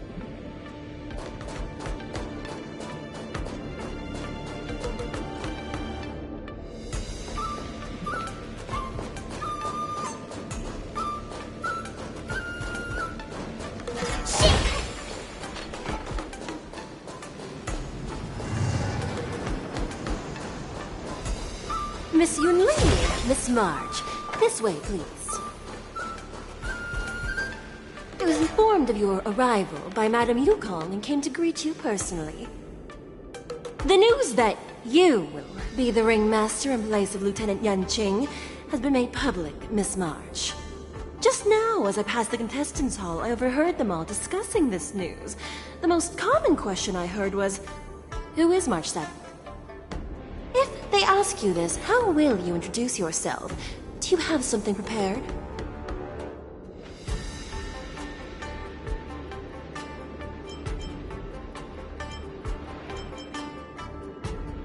March 7th, a young beauty from the Astral Express. All right, when people ask you, you might as well tell them this loud and clear. I see you are both quite relaxed. Impressive, given the imminent danger you face. Miss Yun Li's contestant information was registered for the war dance a long time ago. However, as a last-minute entry, the Skyfaring Commission has taken care of the necessary procedures for you, Miss March 7th. Please, follow this path. The contestant hall is just up ahead. Thank you, Miss Shikwe. Come, let's take a look around the contestant hall.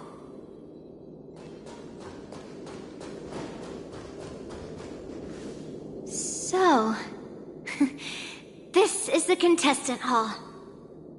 Wow, there are so many people! March, before the war dance begins, allow me to give you one more lesson.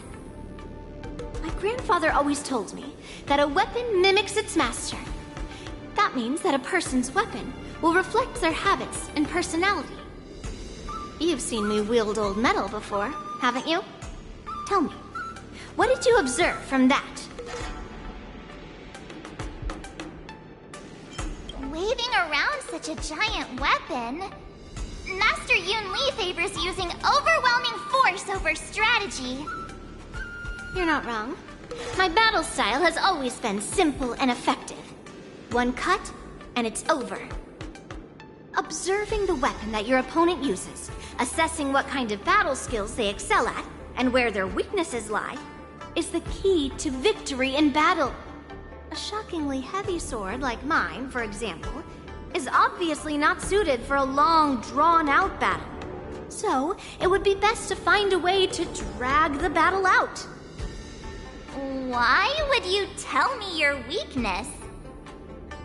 That's the only way to ensure that we have a fair fight, don't you think? I don't want to see you go and lose to someone else, after all. Now is a perfect opportunity to learn how to evaluate your opponents. Let's use the people here in the contestants' hall to practice. If you know yourself and know your enemy, You will not lose in 100 battles. Know myself and know the enemy. Let's see, who should I ask first?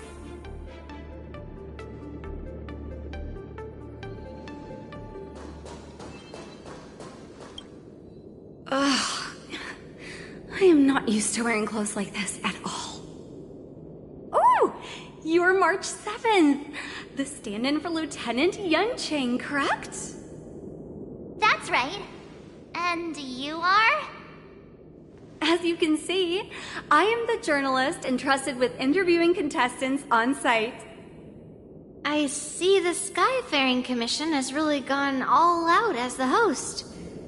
Interesting. That's right. A big event like this just can't go ahead without a few of us running around. Since the competition is getting started, could I ask you some questions that are on my mind? Oh, great! First, the question that is on everyone's minds. Lieutenant Yunqing is not appearing in today's war dance. This is just gossip from unreliable sources, but I hear that Lieutenant Yunqing is seriously injured. Is this true?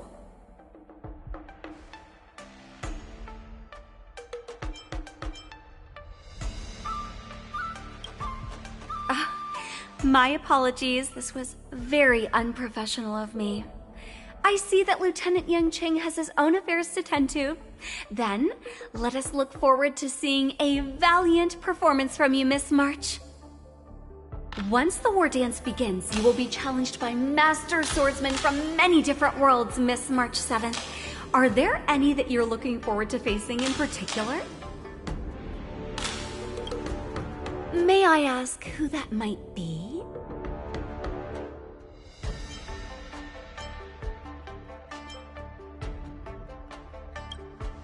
Sushang?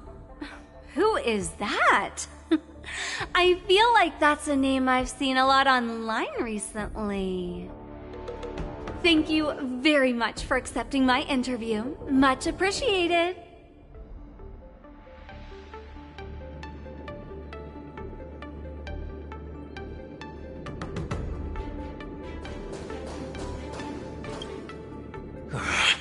I came here because I wanted to meet the great Lieutenant Yunqing I've heard so much about, and finally cross blades with him myself. Who would have imagined that he would take a disciple and have her be the ringmaster in his place? This is no more than running away from a fight, and is a great dishonor to the Yao Qing. This last-minute replacement, March 7th. Who exactly is she?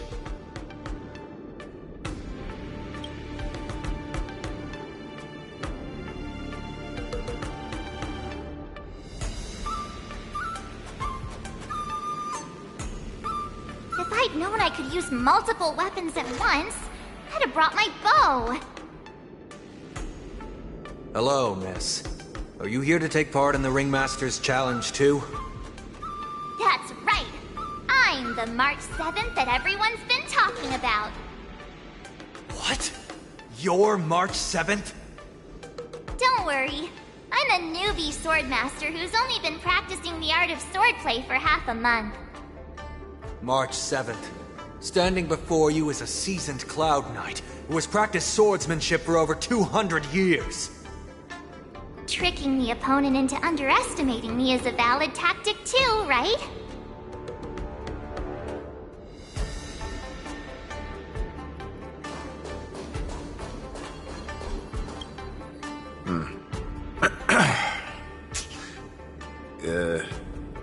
Was there something you wanted to ask me? Ah, yes. Yeah, this is just a regular Cloud Knight Devastator glaive. Oh, I understand what's going on, Miss March 7th and Miss Yun Li. I'm actually not a contestant. I'm just here as a security guard.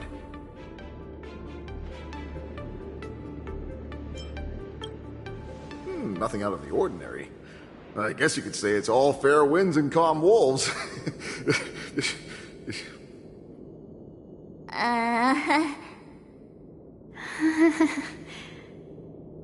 Another awkward pause. I knew it. Did you get it? Wolves sounds like waves. It's a funny pun. He's actually explaining his joke. Making things awkward really is my weakness. There are still many guests arriving here. Please be cautious. Understood. The first round of the war dance is about to begin. Are you feeling okay, March? Me? I'm fine. As soon as I saw all these people gathered here, I suddenly felt weirdly relaxed.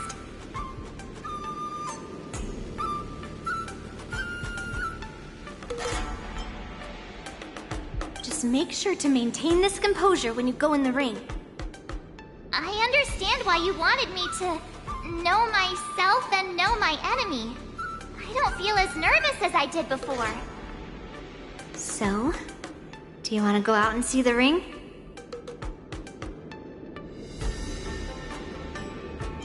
I knew it! Let's go.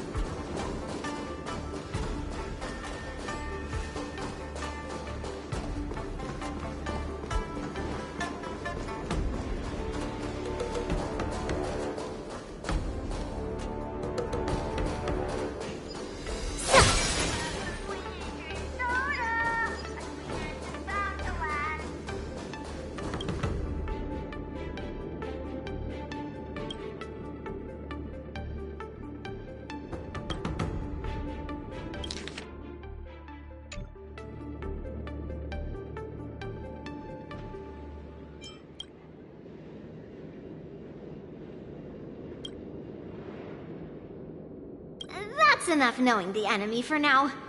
Come on, I want to see what the ring looks like.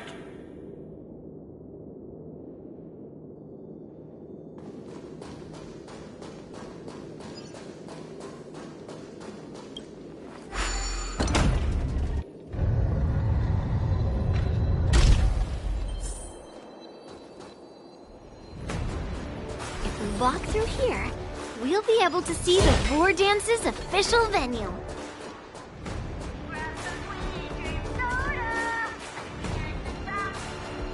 Wow, so this is what it's like from the spectator seats? Look over there. That's the ring we'll be standing on. Master Yun Li? I'm getting nervous again. Can I really do this? Too late for nerves now. It's almost time. Almost time for what? As soon as I think about the mission General Huayan gave me, my heart starts racing like crazy. What do I do, Master Yun Li? It's when it stops beating that we need to worry.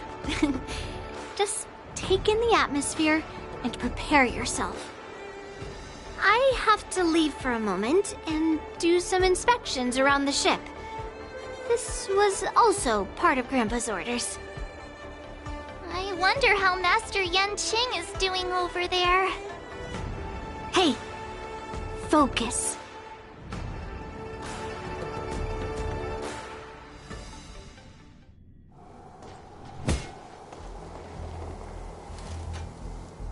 General, report! The teams are in position, and the Skyfaring Commission has taken control of the Starskiff lanes. Activate all side cranes and have them scan everyone coming in and out of the port.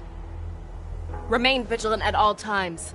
Any suspicious movements must be suppressed as quickly as possible before the situation gets out of hand. Yes, General! You two, follow me.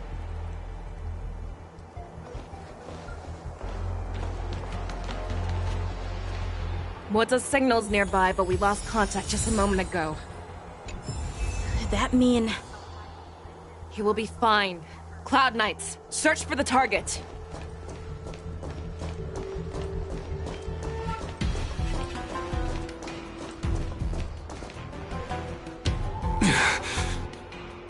All of you, get out of my way.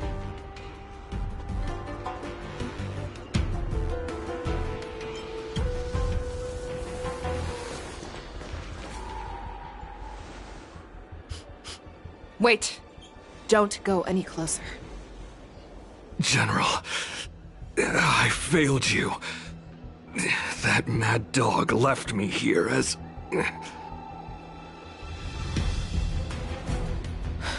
A declaration of war. That's right. I've been holding back the urge to slit his throat all this time. Well, Lord Hule ordered us to remain here. If you, the great Merlin's Claw, mortal enemy of the Borisin, are able to join him in a little hunting. Hunting is not a game. It is a battle of life and death. Are you ready for your death, abomination? Die, you lonely beast! Die! Save your breath! Resonate all together. It's on me. All in. Forever. Triumph! Check. Victory is inevitable! The fearless knows not fear. Use one. Wowza. Are you okay? I wasn't able to save Jiao Chou. Hule was more cunning and powerful than I imagined. Tell me, how is he planning to declare this war against me? With a one-on-one duel? Or with a hostage exchange, maybe? Hule is planning on attacking the bustling streets of the Xianzhou Luofu. What did you just say? Impossible. Even if there are still undercover Borisin that we haven't sniffed out, Hule can't have more than a few dozen people. How is he planning on simultaneously attacking the streets of the Xianzhou Luofu? He has an ace up his sleeve. Hule's body holds a plague mark passed down through generations of Borisin. I've seen him convert a Foxy into a Borisin wolf trooper with my own eyes. This is Hule's declaration of war. His blood. It can cause Foxians to rapidly transform and lose their minds. He has passed his blood to his minions, and is planning to spread it across the Luofu and stir up panic.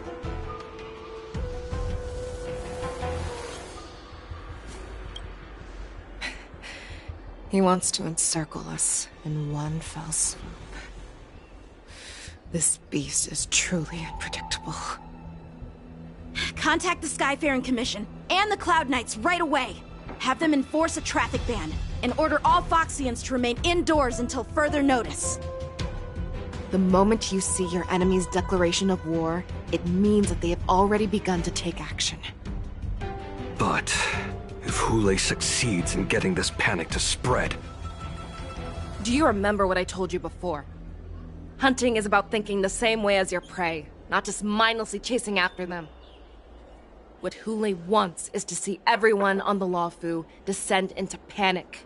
He wants to see us lose our minds and waste our limited manpower scouring every inch of the Luofu for signs of an attack until we exhaust ourselves. It's like that party game that the people of the Yaoqing love to play. They hide an object under one of several bowls, then move the bowls around and have you guess which one the object is underneath. The way I see it, this is all nothing more than misdirection. No matter what Hule does, there is one truth that cannot be changed. He is trapped aboard the Xianzhou Luofu. The only way for him to escape is to find a ship.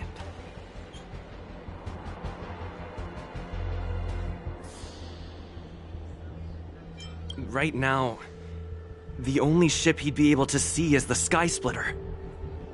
In his eyes, that ship is full of countless hostages. That would be the best place for him to go. So, that will also be our final battlefield.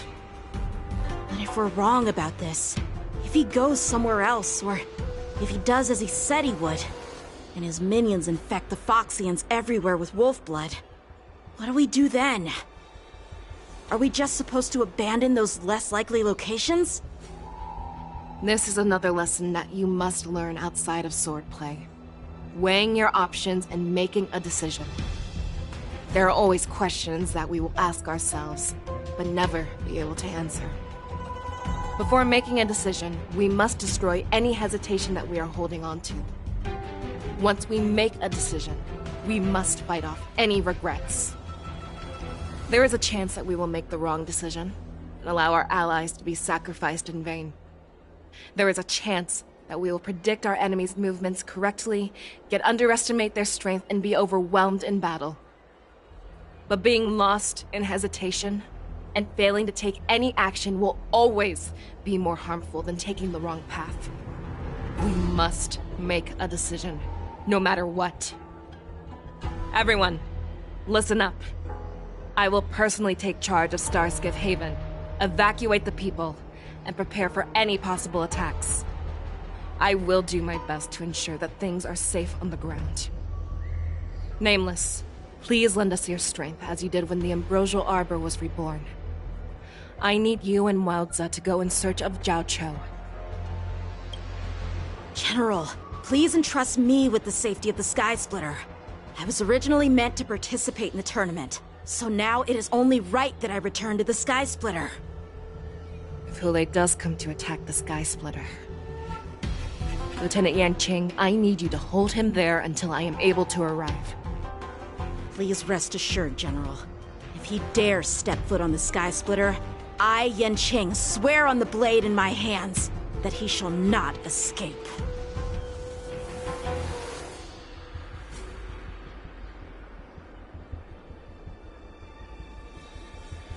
Cloud Knights! The Borson have arrogantly decided to challenge us on Xianzhou territory. They vow that they will unleash a bloodbath along the streets of the Xianzhou. The unarmed civilians of the Xianzhou and countless visitors from afar are under our protection. Let me ask you, as Cloud Knights, will we allow the Borson to succeed with their plan? Be on your guard.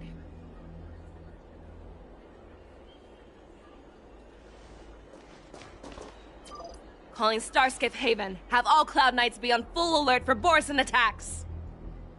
Fei Shao, the ports of Starskiff Haven are crawling with wolf-like creatures. They're moving fast. Hold them back! I will be there immediately!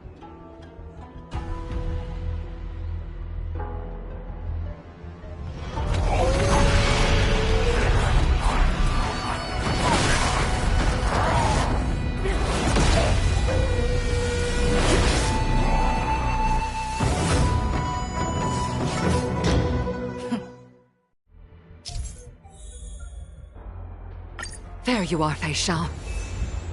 Madam Yukong, after 30 years, we find ourselves fighting side by side once more. It's been a while since I've let loose. Let's get this started. Remember, you are still on the Luofu.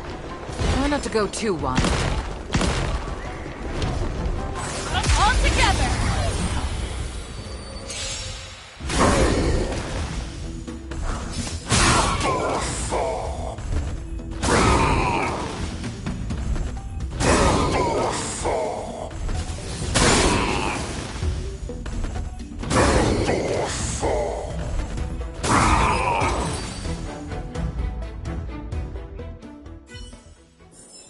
A short respite, then time for the next fight.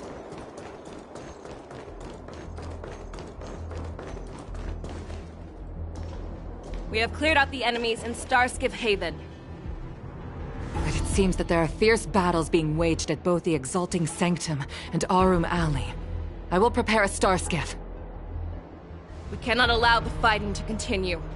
This is now a race against time to stop this farce that Hule has created. I know Zhao Cho always wants me to know my limits and not get carried away, but now is the time to bring this to a swift end. Contact the Exalting Sanctum. Tell them if they see a light in the sky, all units are to retreat immediately. Madam Yukong, lend me your bow.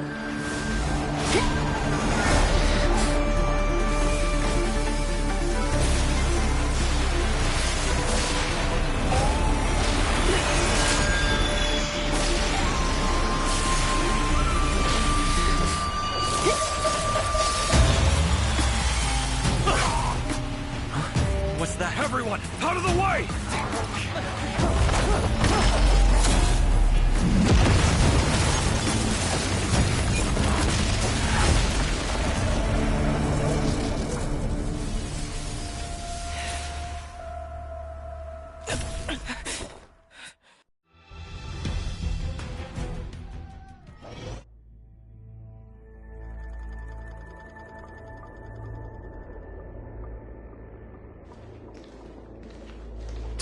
What a mess. I just knew it would end up this way. Every time she hits the battlefield, she makes a mess like this. She didn't even leave a single survivor to get intel from. One of these men must have known about Hule and Zhao Cho's whereabouts. That was one of Fei Xiao's arrows. Who knows what she used as an arrow to fire all the way over here?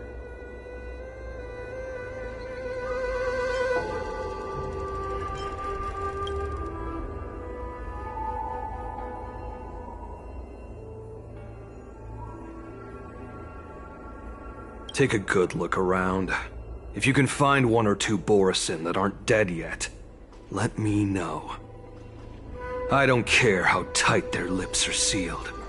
I always have a way to crack them open and get the information we need.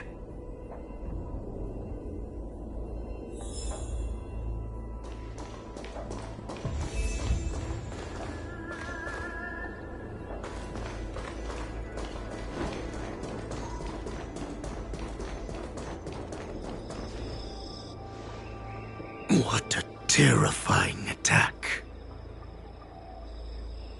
Who could have imagined that such astonishing strength would lie in the hands of a Foxian war slave? So decisive, so brutal. She is more like a descendant of Duran than we who have fallen to our current state. No wonder the Warhead has his eyes on her.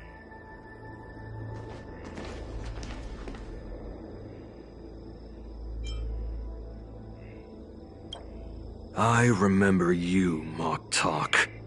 You are harder to kill than a cockroach. But the fact that you have willingly shown yourself saves us some time. It is not too late for you to surrender. Tell me, where are Hule and Zhao Cho?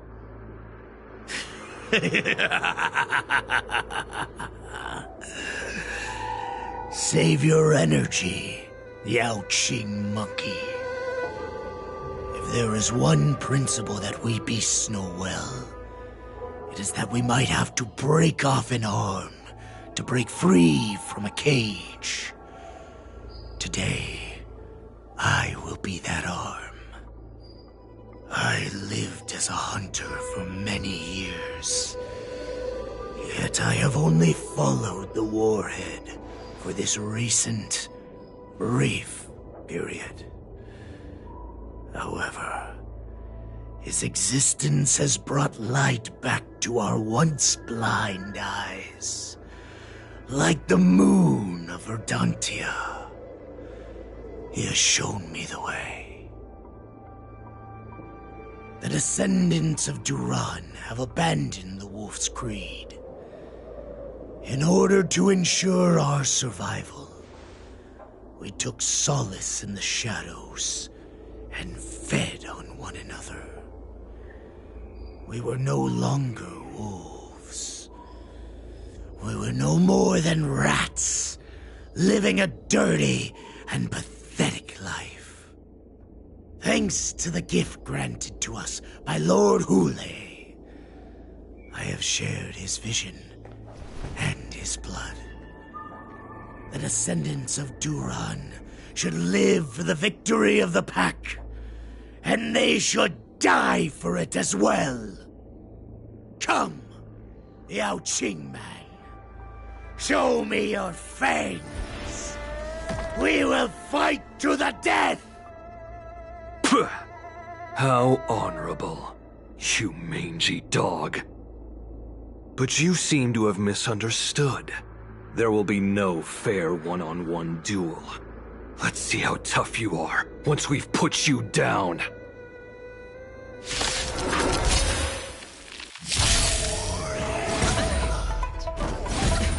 It boils in my veins. The horse and resurgence is at hand. Porcine resurgence? You think you can still pillage and murder freely as you did a fight? But I must hold on. Better cut our losses. Watch your head. That won't do. No dirty trick. Go Nuppy! Right! Investing in victory means playing the long game! No, that's better. All in. Boris and resurgence. Come. No matter how heroic your sacrifice, there is no honor in your battles or deaths, Borisin. It seems that Moktok got what he wished for.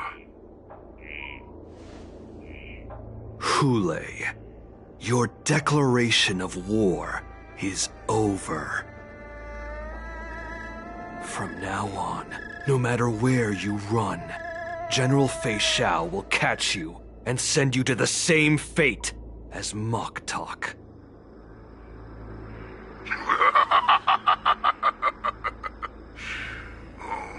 Your tongue is sharper than your claws. Don't stand in my way, child. Have your general speak with me. Our little hunting game is not over yet. Stand down, Watsa. I am here, Hule. What do you wish to say? The Merlin's Claw. Though we have never met on the battlefield, I have heard many interesting things about you from both my men and your healer. The people of the Xianzhou must be quite brave to allow a Foxian war slave with Borisin blood to ascend to the position of general. Has no one ever questioned that lineage of yours? Or could it be that your grand achievements were enough to convince everyone to keep their lips sealed? Claiming to have family ties with the enemy sounds to me like an attempt at asking for mercy. Hule, are you begging me for mercy? I see that it is not only the ruthless blood of a wolf that courses through your veins, but also the cunning blood of a fox. When you think about it, this was a gift from the Borisin. Anything that we gift, we are also free to reclaim. The Merlin's Claw. I shall extend a final invitation to you. I will be waiting for you on the Sky Splitter. Before you arrive, I will slaughter all in sight, allowing the crimson moon that has fallen dim for over 700 years to once more come to life. I will illuminate this ship with the sheen of blood and show everyone just how weak and powerless the Xiangzhou is. Then, I will pilot this ship through every blockade and barrier you have prepared and begin my journey home. This ship shall be the flagship for the Borisan Resurgence. Before I finish these tasks of mine, you have a chance to stop me or die at my hands. This is the path that I have prepared for you. I accept your challenge, Hule. Because the very moment you stepped aboard the Sky Splitter, you stepped onto your path to ruin.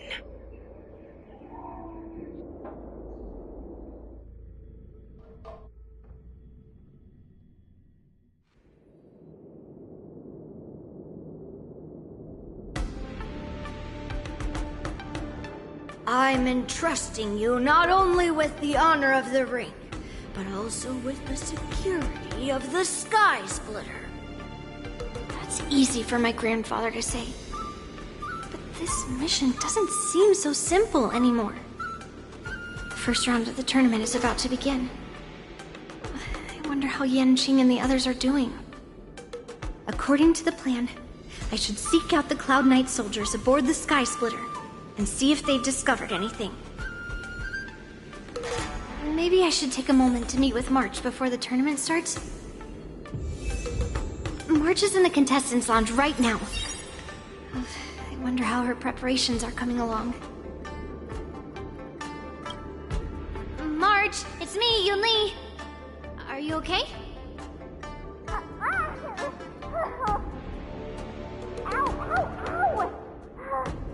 Just a moment. I'm coming. She's still a nervous wreck. You still seem nervous.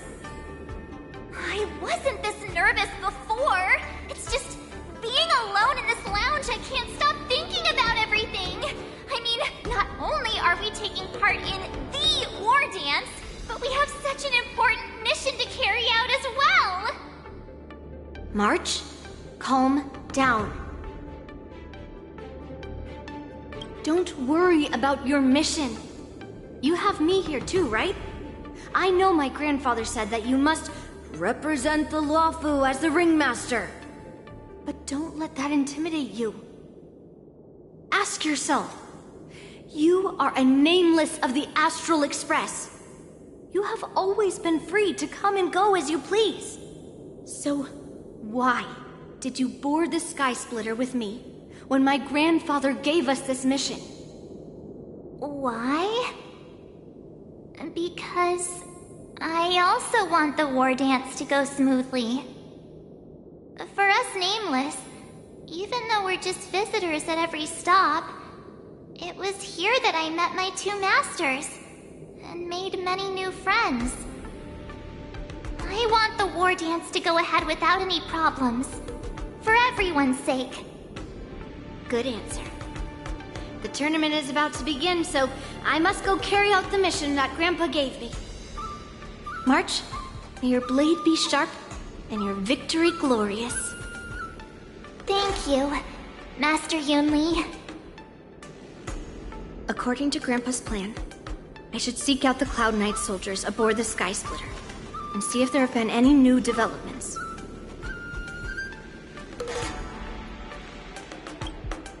Is that you, Miss Yunli? If there's anything that I can help you with, please let me know. We haven't noticed anything out of the ordinary yet. Very good. Although, there is one thing I want to confirm with you. Unfortunately, we don't have any means to distinguish between Borisin and Foxians. However, you can rest assured that the Cloud Knights are working hard to investigate the source of forged identities. All Cloud Knights on the Sky Splitter have their own responsibilities and wouldn't dare neglect their posts. March 7th and I could already tell. It's clear that every Cloud Knight soldier we've met on the Sky Splitter is an elite warrior. Your timing is perfect, Miss Yunli. We actually just received an emergency boarding request. An emergency boarding request? It wasn't on the Sky Splitter Starskiff registry, but all the documentation checked out. Who would be boarding the ship at this time? Where are they? I'll go check it out. The Starskiff is using the contestant docking bay. Would you like me to lead the way? No need. You have your own duties to take care of. I will be fine by myself. I have to check on this immediately.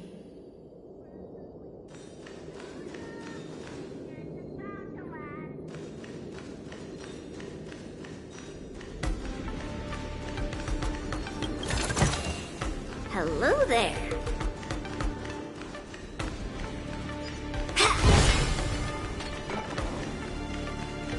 I have to check on this immediately.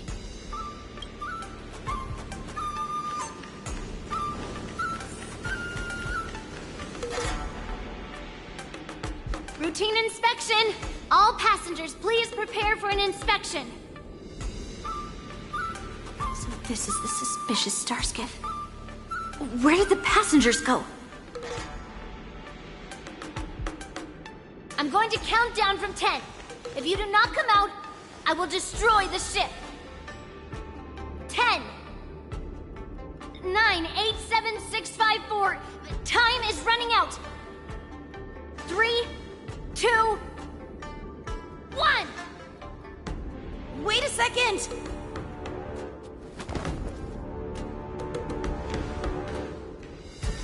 It's me! It's just a routine inspection. You weren't actually going to blow up the ship, were you? Is that also some kind of Zhuming custom?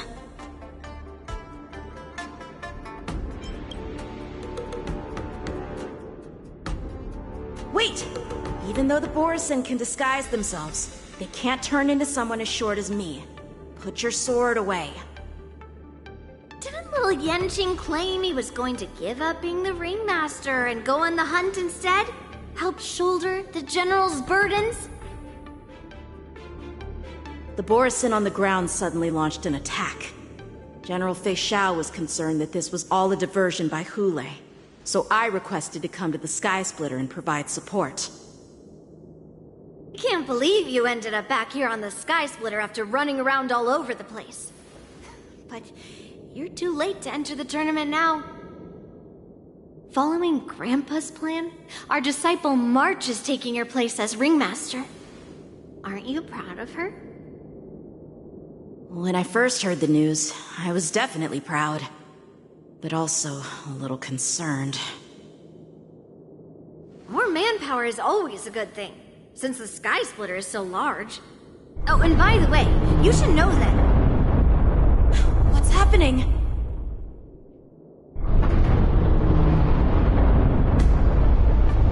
Does it feel like the Sky Splitter is slowed down? Could it be? Come with me. We need to check the engine room. It's the heart of the ship, so we need to prioritize its safety.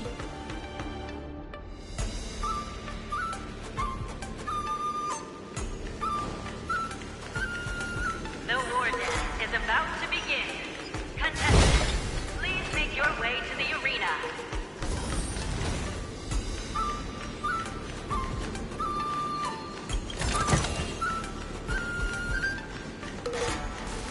The engine room is just up ahead. Let's go.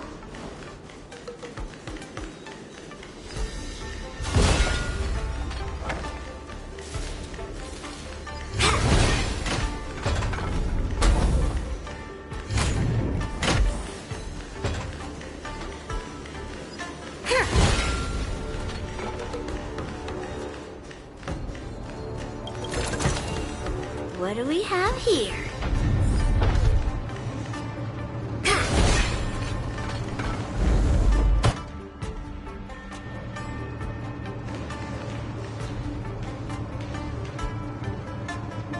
Strange. is there no one here?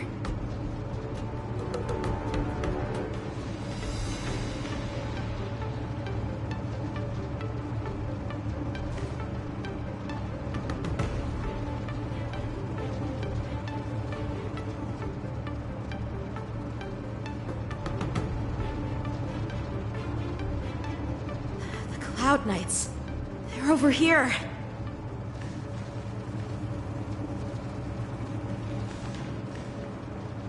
And you should be lying alongside them. Don't worry, children. There's plenty of space to hide your bodies over here. Even though I truly hoped that the war dance would go ahead uninterrupted, and that I was worrying for no reason. Now that these guys have finally shown up, it's a huge weight off my mind. Bring it on, you abominations!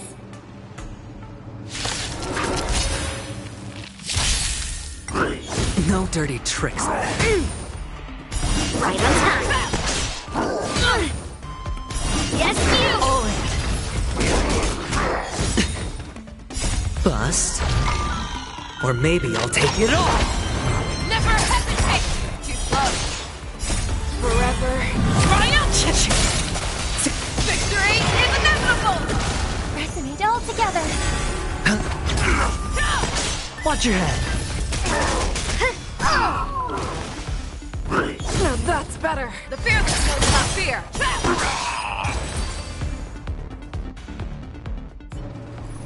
If we found 2 wolves in the engine room, that means that even more abominations have infiltrated other areas.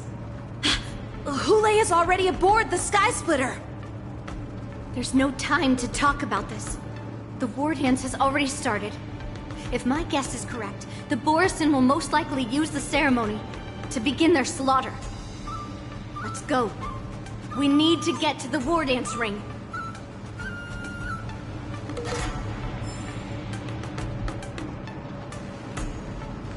Come with me. To the ring.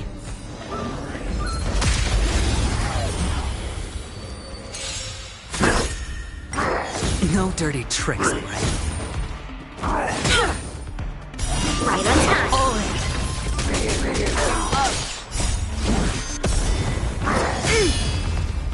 Lead through clouds! Never hesitate! How will you? Forever. Triumph! Victory is inevitable! Harmony and unison. Stars echo.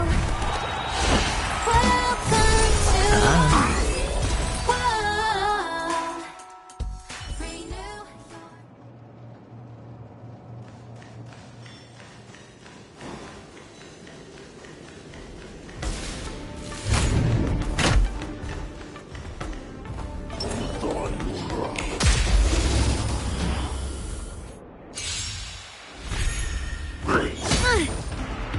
right on time. Right on time. Fearless knows not fear. Too slow. Resonate all together. It's on me.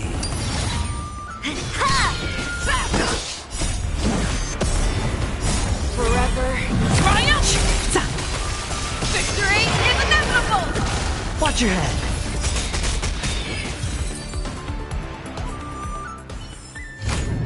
As if victory were ever in doubt.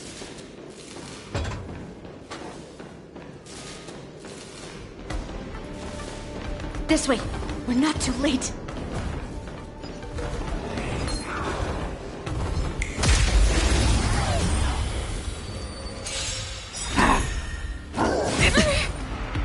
Bust. Or maybe I'll take it all. All in. How will you? Never hesitate! Too slow. Harmony and unison. Stars echo. Welcome to Forever. Triumphant!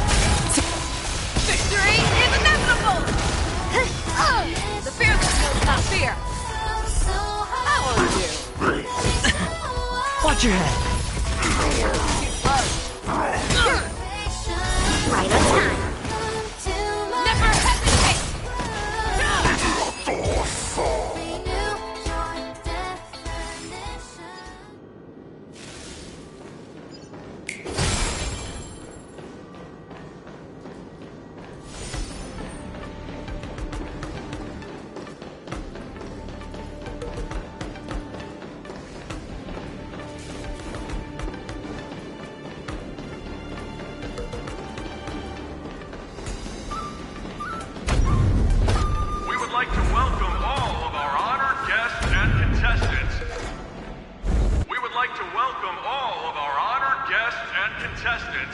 the Xianzhou Luofu's Luminary War Dance Ceremony.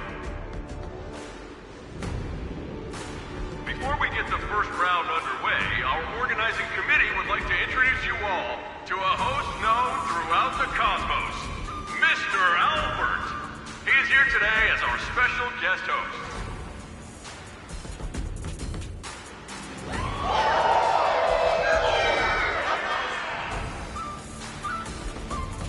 Let us invite our special guest host, Mr. Albert, to the stage to formally open the war dance.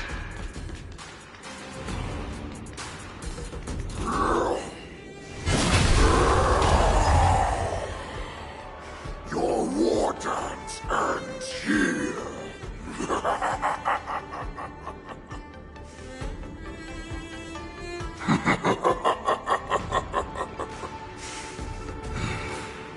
From this moment on, the Sky Splitter belongs to me. And for you, dear spectators, I have prepared a true fight to the death. Now, run for your lives! My apologies. The spectators that you were expecting aren't here. Everyone here actually came to see you. Cloud Knight, prepare for battle! Xianzhou soars, Cloud Knight roars. Xianzhou soars, Cloud Knight roars. Xianzhou soars, Cloud Knight roars. Xianzhou soars, Cloud Knight roars.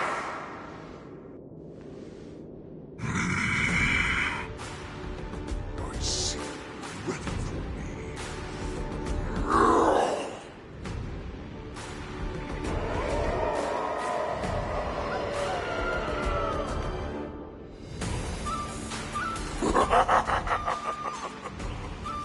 That's fine too. Since you have all prepared for your deaths, come, give me all you've got. Entertain me.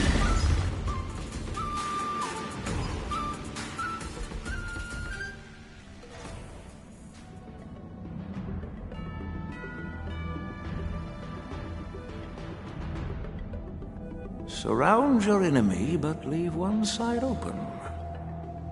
This is your strategy for ensuring that the war dance will be able to be held as usual? Precisely. When Hule escaped, we should have cancelled the war dance immediately. No one can predict where a wild beast like him will attack. Yet festivals and celebrations like this are likely to become targets. However, preparations for the war dance were in the works for so long, I couldn't bear to announce its cancellation. So I thought, if the show must go on, then let it go on. But that doesn't mean that the war dance we hold today has to be the real event. All we need to do is swap all the spectators and contestants aboard the ship with Cloud Knight soldiers, and the Sky Splitter, soaring high above, will become the ultimate battleground for our hunt. But what do we do if Hule is not planning to attack the war dance? Then we just need to draw his attention to the Sky Splitter. We'll have the Skyfaring Commission clear all transport lanes and cut down Starskiff traffic. Then, when the time comes, there will be only one ship in the sky, and he will have no reason not to attack.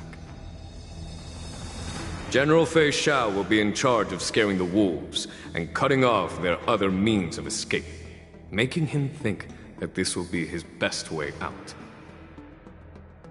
Given that the Borisin already have insiders on the Luofu, I will be in charge of putting pressure on them, making them focus solely on keeping themselves safe. Very good. Then I'd better dust off my weary bones too.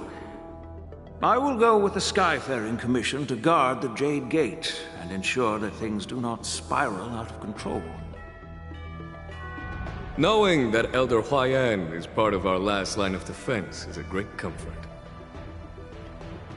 This hunt will make Hule understand that the arrows of the hunt will always be one step ahead of the abominations.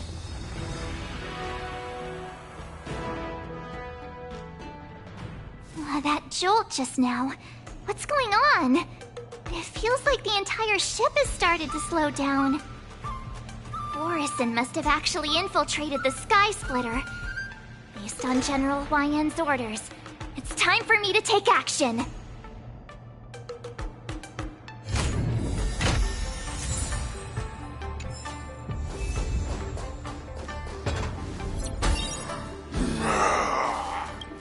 You guys, you're not Cloud Knights acting as Borison, are you? You're real Borison, aren't you?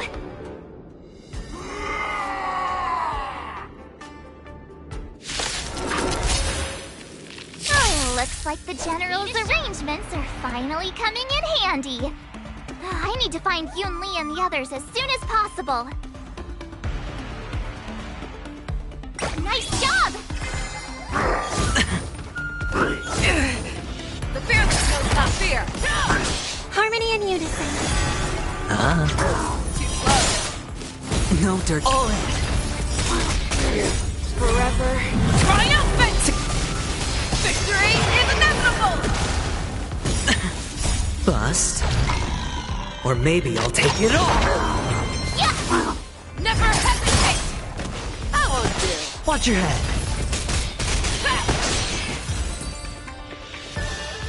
The plan said that if Hule appears, the Cloud Knights will assemble and do everything they can to suppress him. Master Yunli, where are you? March, I'm below the ring.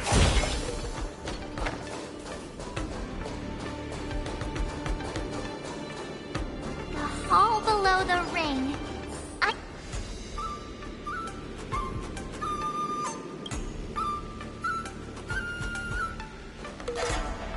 Pastor Yanqing!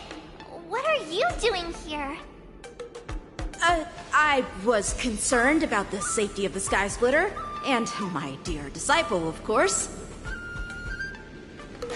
Yanqing, the wolf you are hunting is standing above us in the war dance ring at this very moment, facing the Cloud Knights. This war dance will not be seen by the people of the Xianzhou, nor will it be just a ceremonial sword fight. This is a battle to the death that offers no honor, only mortal danger. March, are you ready?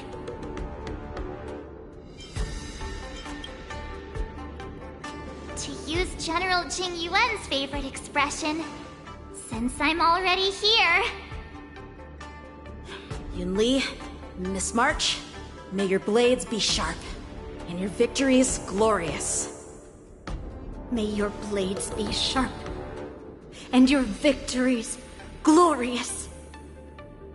May your blades... forget it. Let's go and make this a quick victory.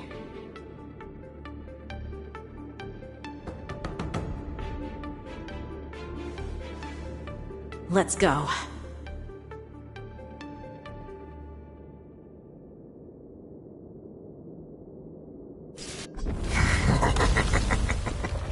So feeble.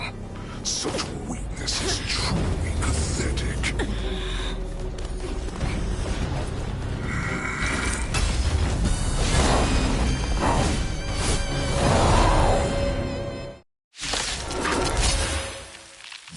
I've been waiting a long time for this, Hule. Your safe shall send some young cards to the slaughter. Remember this! My name is March 7th, Ringmaster of the Luofu.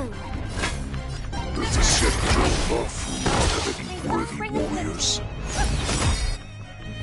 I wouldn't let my guard down if I were you.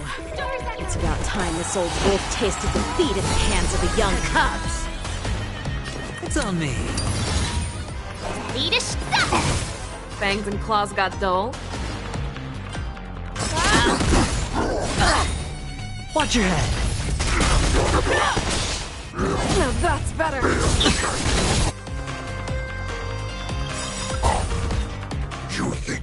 ambush is enough to defeat me, I will make you understand just how wrong you are. Show you what Azure Dragon, White Tiger, less cards! Watch this! I venture forth to hunt forever. Triumphant! Victory is inevitable! The dice have been bust. Or maybe I'll take it all! Awesome!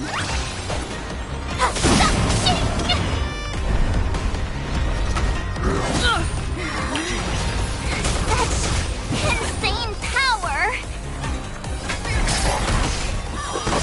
Sure, I'll play along. Swing with all your might! I venture forth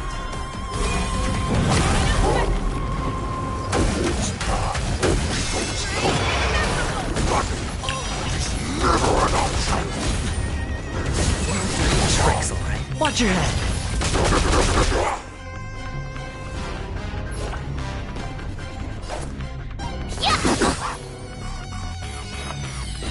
Harmony and unison. Show me what you can do. No dirty tricks, alright. Night. Stars echo. No more time. No dirty. All in. The dice have been cast. Bust. Or maybe I'll take it all. Oh, I get it. Now watch this. Not bad. But it will take much more than that. Your feeble weapons are like blades of grass before my...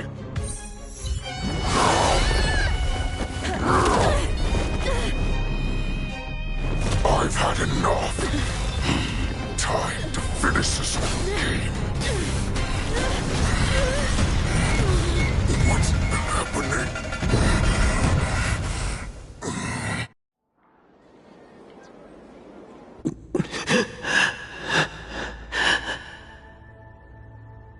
Secrets are a weapon that a hunter cannot live without.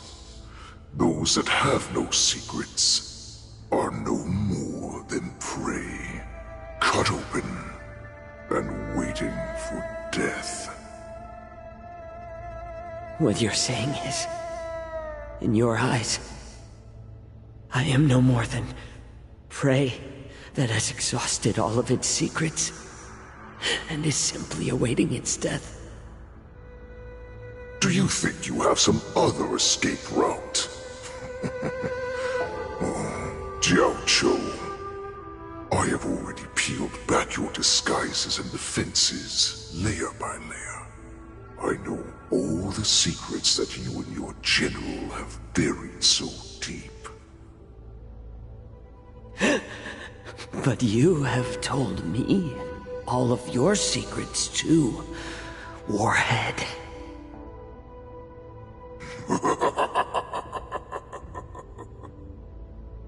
Oh, but you will never have a chance to use them. You will be buried with them right here, although you are a fortunate one. After all, you will avoid having to see the tragic future that awaits your general. I'm sure she understands her fate far better than you ever will. One day on the battlefield, she will be overpowered by her ever-intensifying moon rage, and finally be torn apart by her fury and transformation. Not even your god can save her from this fate, although they can lead her to liberation. And the only way to save her is here, in my hands. Are you the healer? Or am I? Are you really that certain of your own judgment? I must leave, Foxian. But before I go, You know what I must do, don't you? Drink blood wine. I hear it is a Borisin custom to kill prisoners and drink their blood before battle to stir up their madness. You really did put hard work into researching us. It is a shame that this is where your journey ends.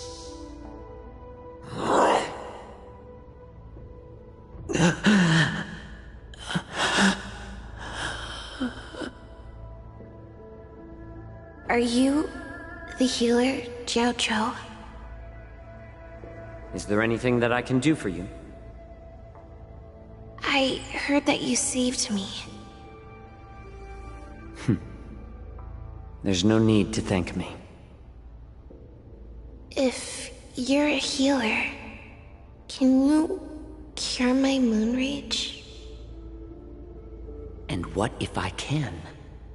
Do I just sit back and watch as you head back out to die in battle?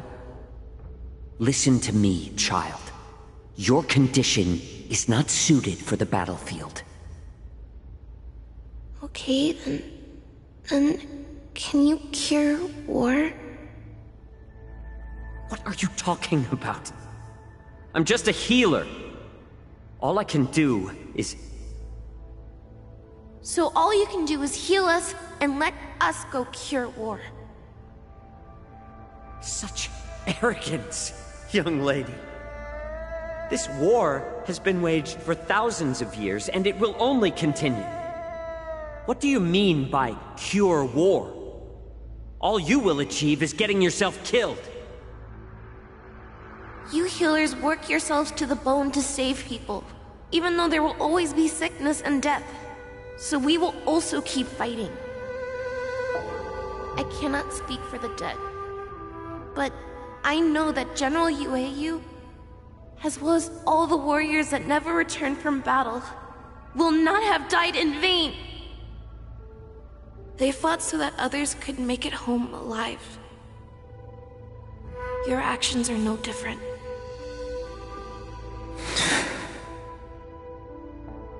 Jiao Cho, this is an order. Cure me!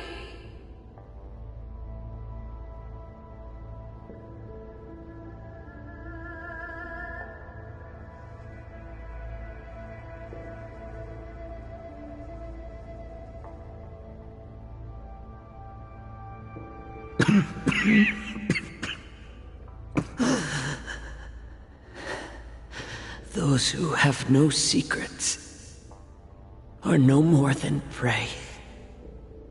Cut open and waiting for death. Enjoy the taste of my fresh blood, Hulei. Unfortunately, I am not a man without secrets. I still have one little secret hidden up my sleeve. Tumble dust. I drank it a while ago, and the poison is already flowing through my veins. Sooner or later, you will begin to feel the effects. If the most lethal poison known to this world is able to save innocent lives, then it can also be called a great medicine. I will do my best to cure you. Fischl. I kept my promise. At the cost of this insignificant life. Bring victory to the Yaoqing.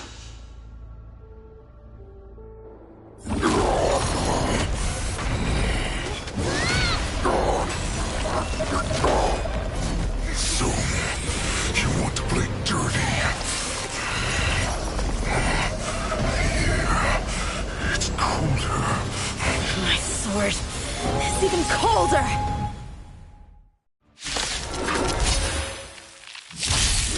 Hulei's movements are slowing down? This is our chance. It's time for us to put this dog down! Someone else take this one? Nice job! Show me what you can do. I'll give you the fear. No, it's not fear. Time to show you what Azure Dragon, White Tiger, less cards, watch this! May song bring us victory. All in. Hedge your bets.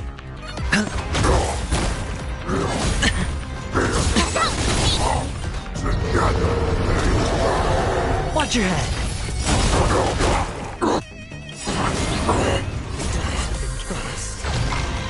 Or maybe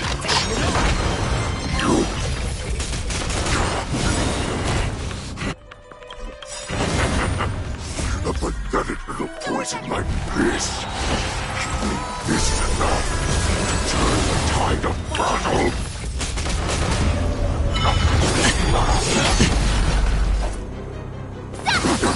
Fangs and claws got dope. Never hesitate! Sure, I'll play along. All in. I venture forth to hunt forever. Triumphant! Victory is inevitable! I venture forth to hunt.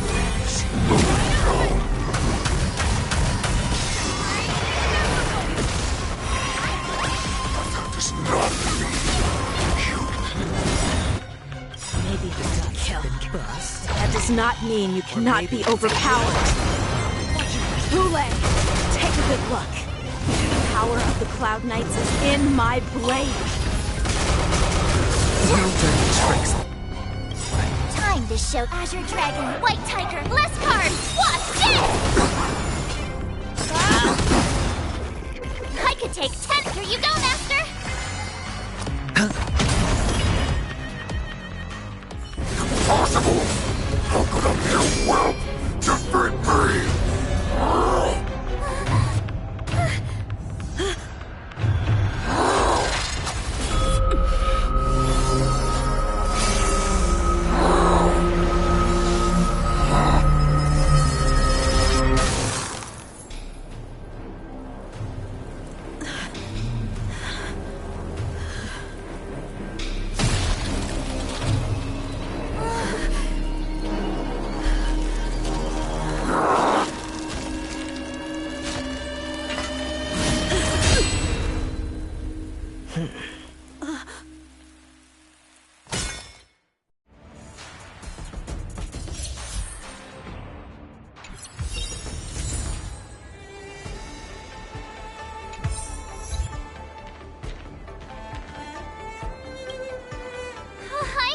I was so scared. I thought you were a goner there. We're so lucky the General made it in time. Yanqing, that was amazing. That final blow you dealt to Hule. How have I never seen that before?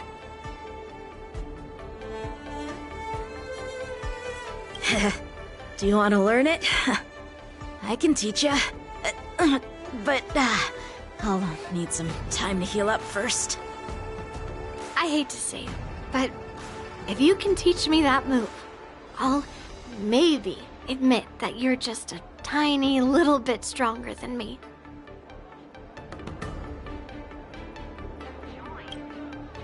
Oh, hi! Yanqing.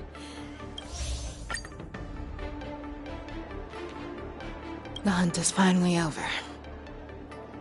Thank you for holding out so long. The Cloud Knights are withdrawing as we speak. Lieutenant Yanqing, how are you holding up? I've never been better. I could take on 10 more Hules. Take it easy, young one.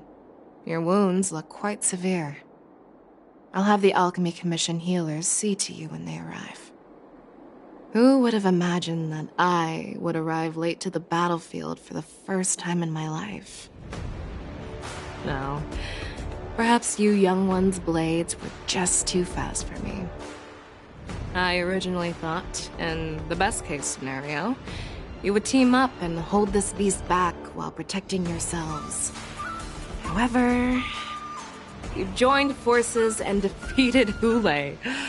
The youth are truly to be feared and respected. Come, we need to lock up Hule once again before anything unexpected happens.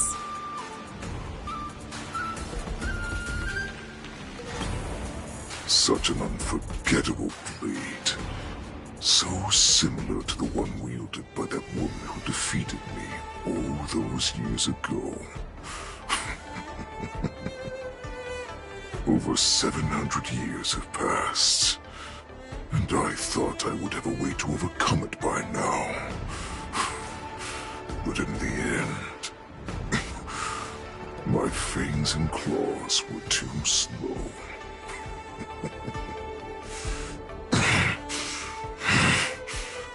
You won, child.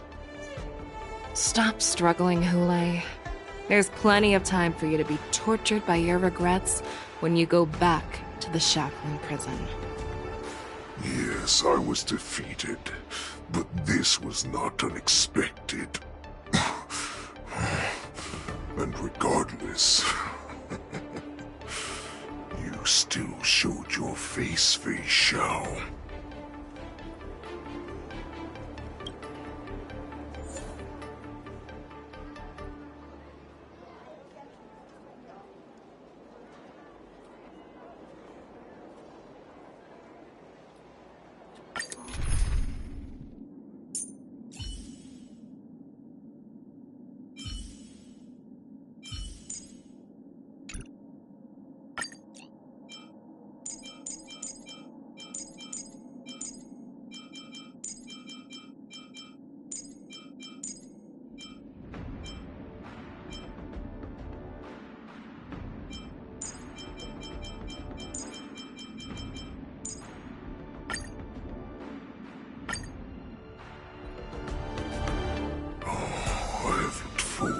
This for so long. Our little hunting game has finally reached its climax. I told you before, I had a path prepared for you. You've doomed yourselves. As I meet my demise, so shall the entire Xianzhou Lafu. The crimson wound in my chest will make this place shine with blood. I will drive all Foxians to madness in their fear, craving slaughter without end.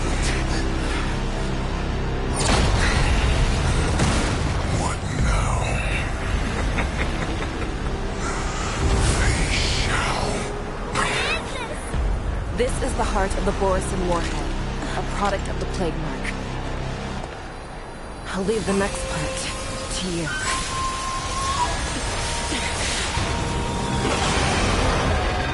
I don't understand. We cannot allow this thing to spread. I will do all within my power to consume this Crimson Moon. Once the situation changes, Lieutenant Yanqing, you are to enforce the Cloud Knight's military rules. Understood.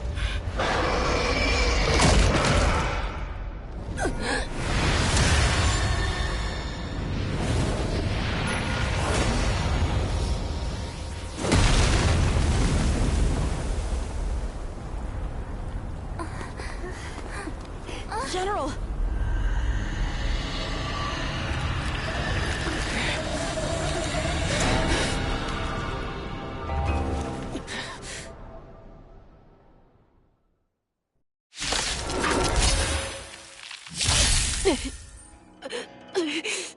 Die, Borisin! What? We clearly don't have wolf ears. I will not allow any of you to leave the Sky Splitter! Does she think we're her enemies? Hule just wanted to take down the general. Even at the cost of his own life. Snap out of it, General! Easy, Numby. Go, Numby! I venture forth to hunt forever. Triumphant! Cha-cha! Victory is inevitable! The dice have been bust. Or maybe I'll take it all. Watch your head. I'm not worthy. Show me what you can do. I'll give you the fear. Not fear. Tonight. Stars Echo! No more times. You are not worthy. Let the valuation begin. Liquidation! You're falling apart on your own. I thought we'd get a minute to catch our breath. What do we do? Do we fight or run? After all this, you still think running is an option? You are not worthy. Never hesitate! Too close! You are not worthy. Watch your head.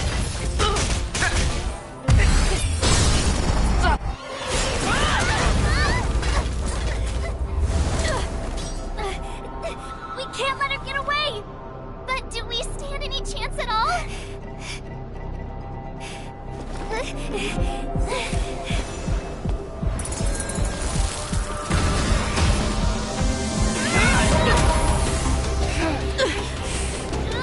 She said, I'll leave the next part to you. She put her faith in us! Trying. I promise. I will cure you.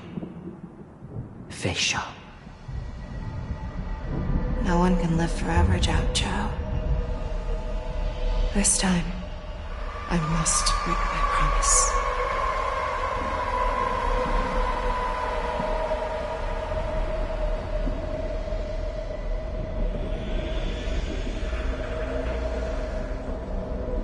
Is this the Sky Splitter?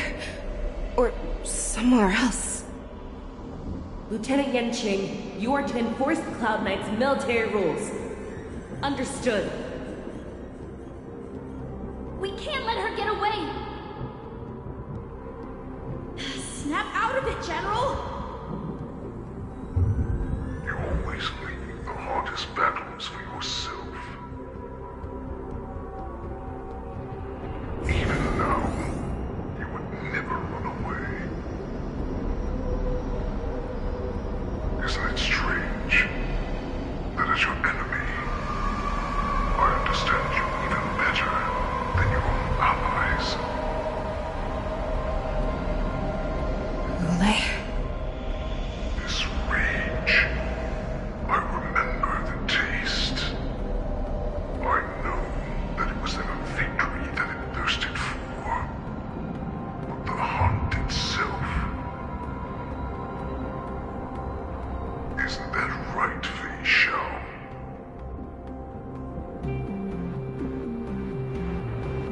You shouldn't be here. I saw you die with my own eyes.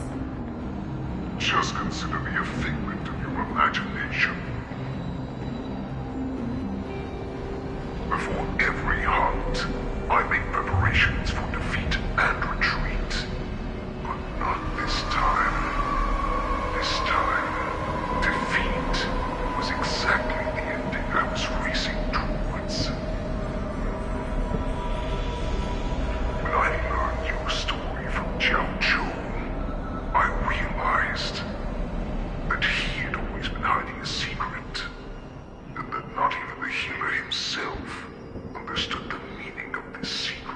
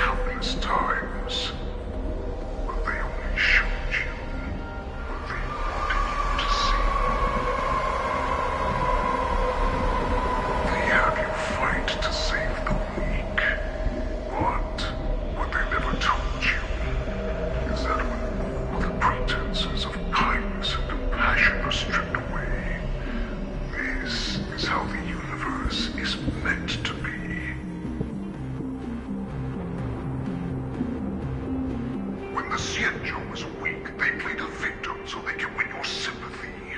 When they are strong, they make you their avenger and have you fight in the name of justice. I found it. This is your shadow of doubt.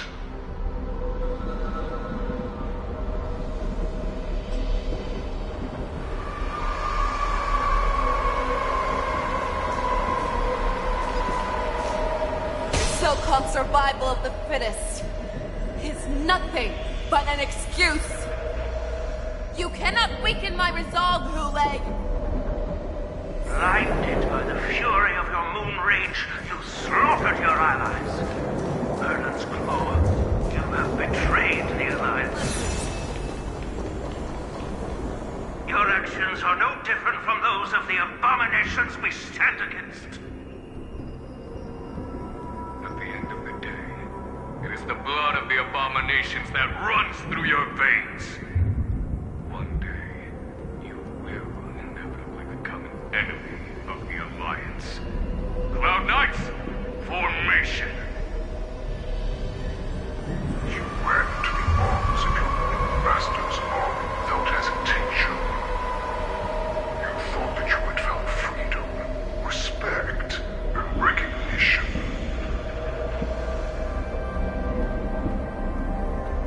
But you, they know all too well that a wolf will always be a wolf. Now your greatest fear is about to come true. You have become an enemy of the Xianzhou.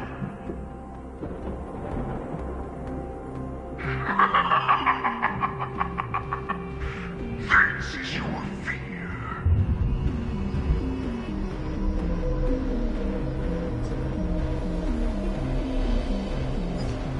You aim to instill terror within me. All of this is nothing but a phantom!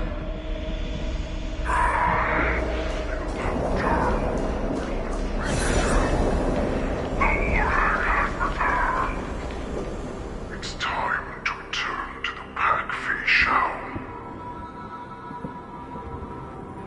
No matter how deep the hatred you bear for the Borson, no matter how much we may consider each other enemies, I will still show you this path that you never imagined was available to you. Because you made a choice. You devoured the Crimson Moon. You are worthy to become Orson's warhead. What did you say? The descendants of Duran who came to rescue me hoped with all their hearts that once I regained my freedom, I would be able to turn the tides of battle and change the fate of our people, allowing the Borson to return to their former glory. But this was just a dream used by someone with ulterior motives to manipulate the Borson. They would rather place their hopes of survival on an imaginary savior than gain the courage and strength to fight to the death. Borson like that deserve no more than to be sent to their deaths.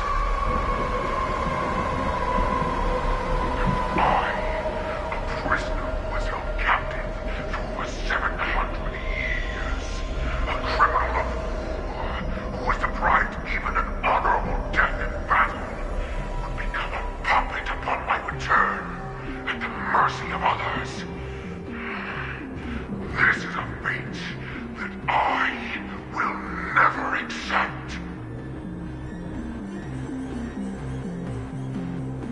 For those who are truly strong, Foxy and Borson are no more than labels.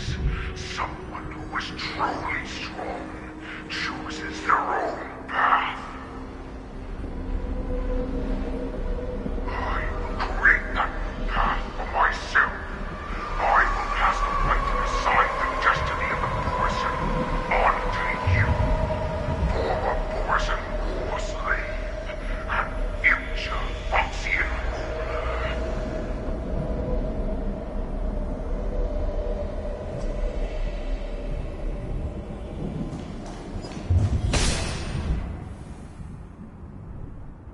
Your healer, Jiao Chu, served you with such loyalty.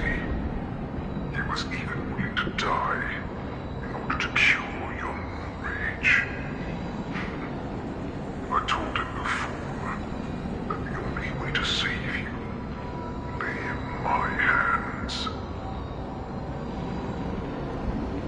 If you just nod your head, you will awaken from this nightmare that the Crimson Moon has inflicted on you, and your body will be born anew.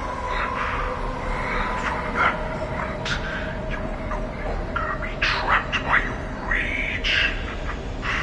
Your doubt will be swept from your mind like dust, and your fear will naturally disappear.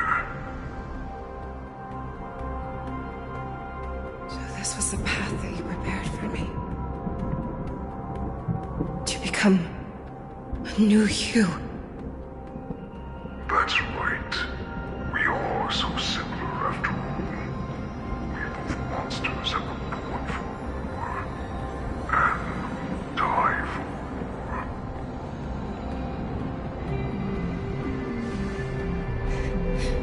I'm sure my answer doesn't need much explanation. I refuse. I told you before, Oxyan and Borison are no more than labels. You can be whoever you want to be. You can do whatever you want to do. Accept these truths, and the Borison will bow to you. Destroy them, reduce them to dust, or teach them to become servants of the Xianzhou. You are free to do as you please. Carve your name into the Xianzhou's history books, or into the list of arch enemies. You have the final say. You do not understand, Ule. You have no idea what it is that I truly desire. When I was just a child, I stained my hands with blood for the first time, in order to escape the whips and shackles of the Wolf Masters.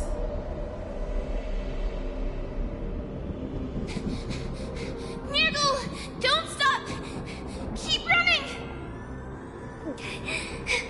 I can't run anymore. Saran, are they catching up? They're still behind us.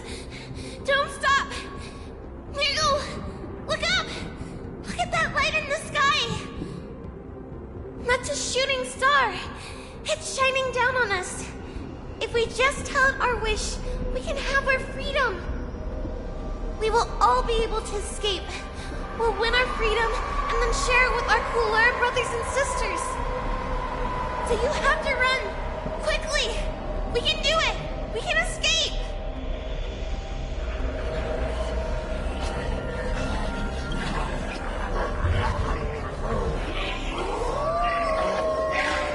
Nirgal, run with me! We ran and ran with all the strength we had. But we ended up losing each other. I escaped the hunting pack and encountered a woman that could fly. A Cloud Knight. I imagine you kept your promise. Unfortunately, when I led her back in order to free my Kulor companions, there was nothing left there but a bottomless pit.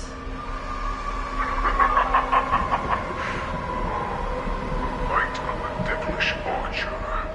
A star of calamity that strikes the ground and leaves only devastation in its wake.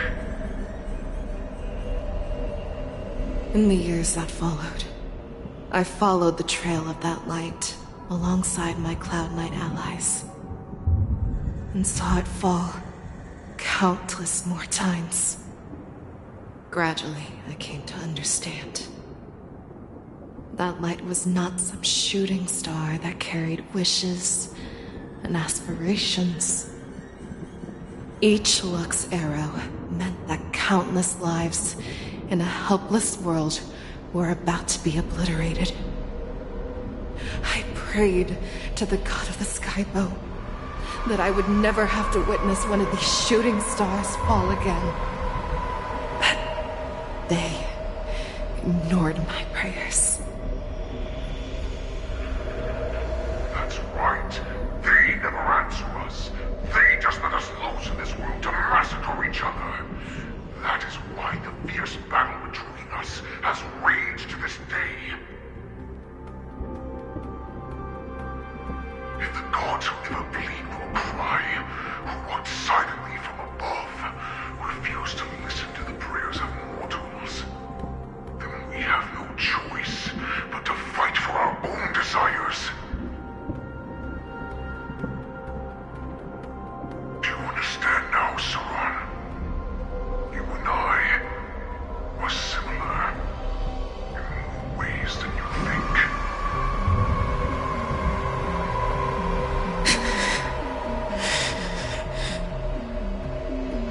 You are a beast that was born for war and will die for war. Perhaps. So, what is it that you yearn for, Hule? Why is it that you fight? I fight so that I can turn the stars above into a great wilderness for the Borisin to roam. What about you, Saran? I fight so that one day I will never have to witness another shooting star falling to the ground. So that just one more person can live and return to the Yaoqing alongside me. You would resist becoming the person you were supposed to be. Lower yourself from a free wolf to a domesticated fox just for the sake of one person. Then have it your way. I will use your fear and doubt as my nourishment. I will seize you and devour you. I will replace you and become a Shao. We are so similar. Both monsters that were born for war and will die for war. You were right when you said that, Hule. So, I shall pray to the heavens. Even if they do not respond to me, I pray that the arrows of the hunt will pierce the heart of every monster.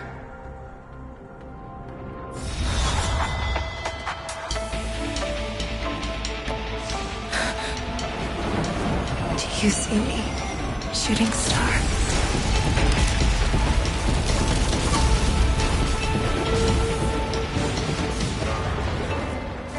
The knights are sworn to protect the Xianzhou.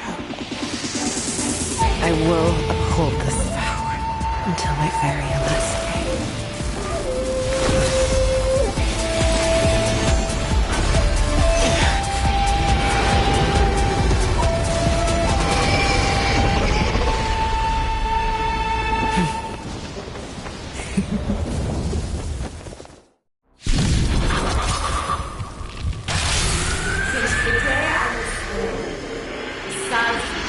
Tears of blood, and all living creatures have howled and roared. I once married strong and hunted the weak. Now, I will use your air beast as my weapon, and your name as my prey. Fei Xiao!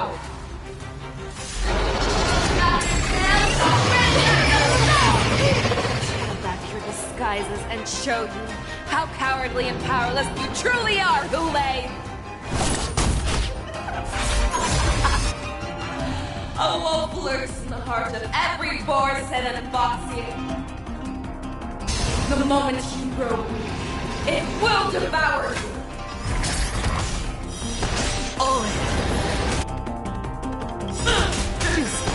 The dice have been cast. Bust Or maybe I'll take it all!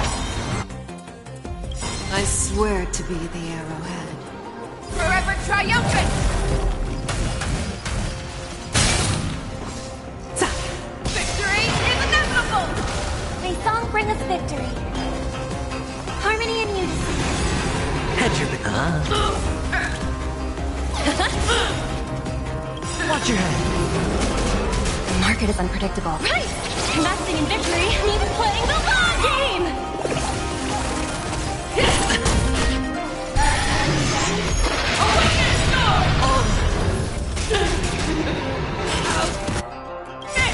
Night. Stars echo. No more time. Easy, Numby. Confiscated. Make your move, Hule. The fearless knows not fear! That won't do. I swear to be the arrowhead. Forever triumphant! Victory is inevitable! Watch your head. Cross the poisons, and your life will be stolen. And you shall live forever!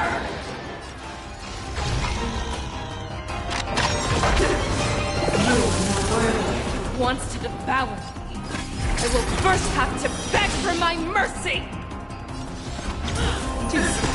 Watch your head. Let the valuation begin.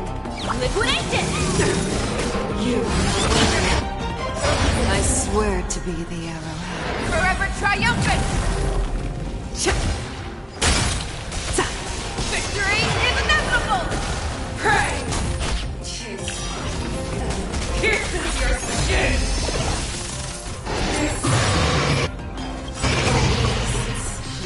I have experienced for 700 years. Pain! Harmony and unity.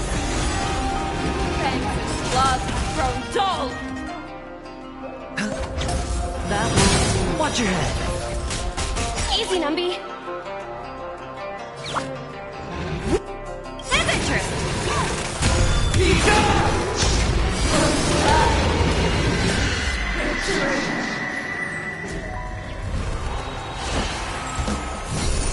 Make your move, Hule. The fearless will not fear! That won't do. Hedge your bets. Let the valuation begin. The dice have been cast. Bust. Or maybe I'll take it all! I swear to be. Forever triumphant! Victory is inevitable!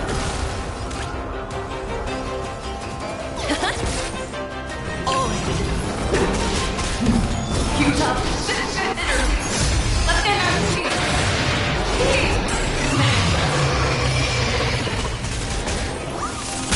Make your move, Hule.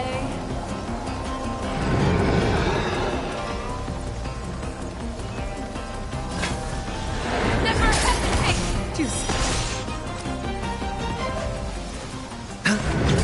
That won't do. Go Numby!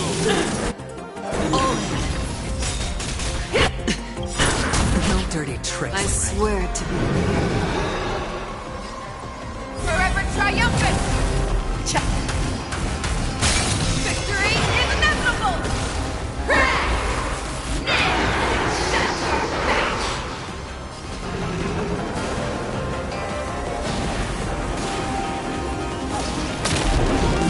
Fearless will not fear! May song bring us victory. Harmony and unity. That won't do.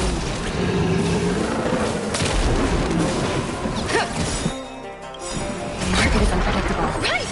Investing in victory means playing the long game! Your move, Hule. Never hesitate! That won't do. Stars echo. No more time. Sure, I'll play along.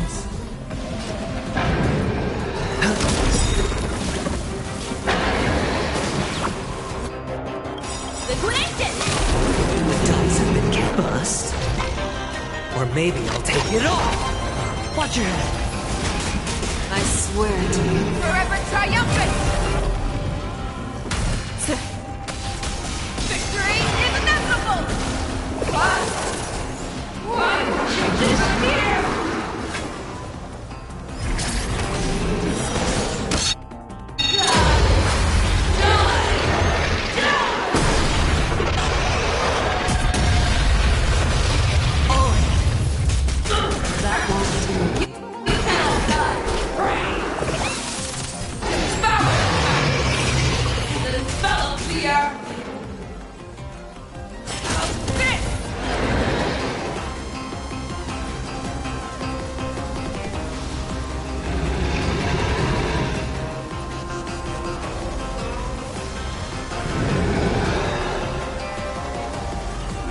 Opportunity doesn't knock on its own.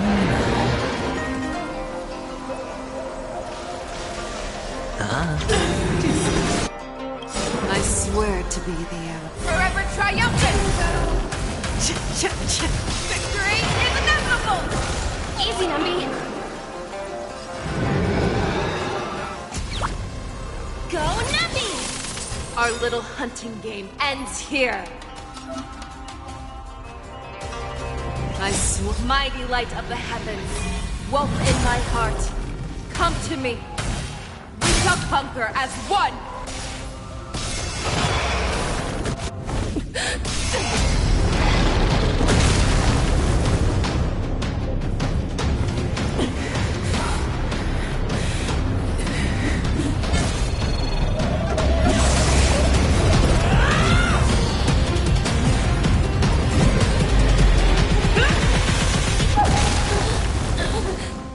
My only enemy has always been myself.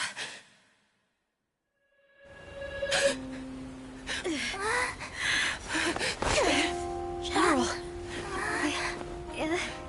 General, you're awake.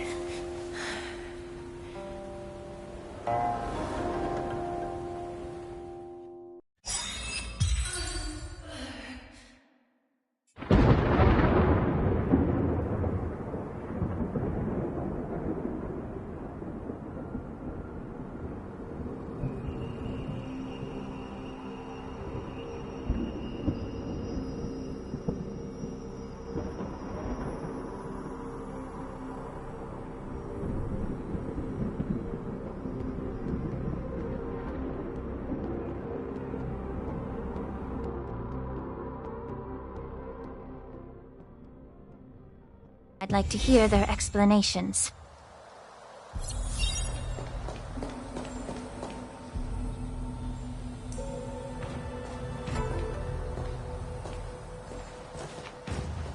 Welcome, Miss Lingsha.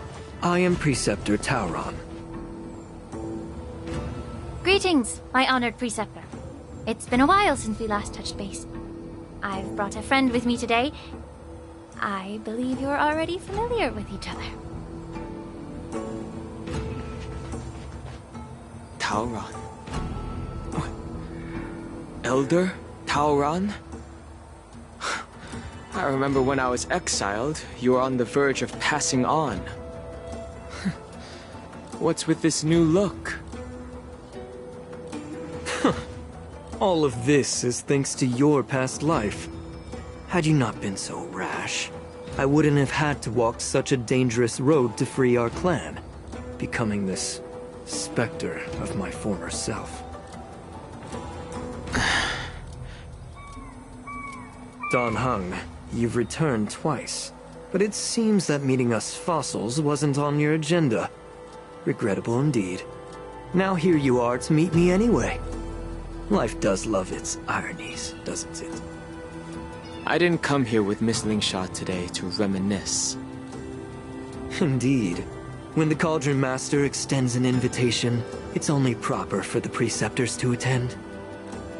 As the newly appointed Cauldron Master, there's been much to take care of within the Alchemy Commission. It's only now that I've had the chance to speak with you. Please forgive the delay, Elder. I sent over some evidence regarding the prison break in the Shackling prison. I trust you've already looked it over. Yes, You sent us the remains of Mara-struck soldiers, a map of the shackling prison, and a semblance reversion essence pill. These are the remains of assassins who used Cloud Hymn magic to conceal their tracks. They aided in the Borisons' escape, allowing them unimpeded passage through the shackling prison. That marked-up map is a map of prisoners' escape routes. Vidyadhara craftsmen once made blueprints for the prison's construction, so I imagine, Mr. Tauran, you have a similar map in your possession. This pill is semblance reversion essence. Indeed. I helped plot the prison break in the shackling prison. So, the disciples of Sanctus Medicus joining forces with the Lord Ravager to stir up trouble in the Alchemy Commission, the introduction of the Stellaron, and the Ambrosial Arbor's resurrection all have something to do with the Vidyadhara. That's right.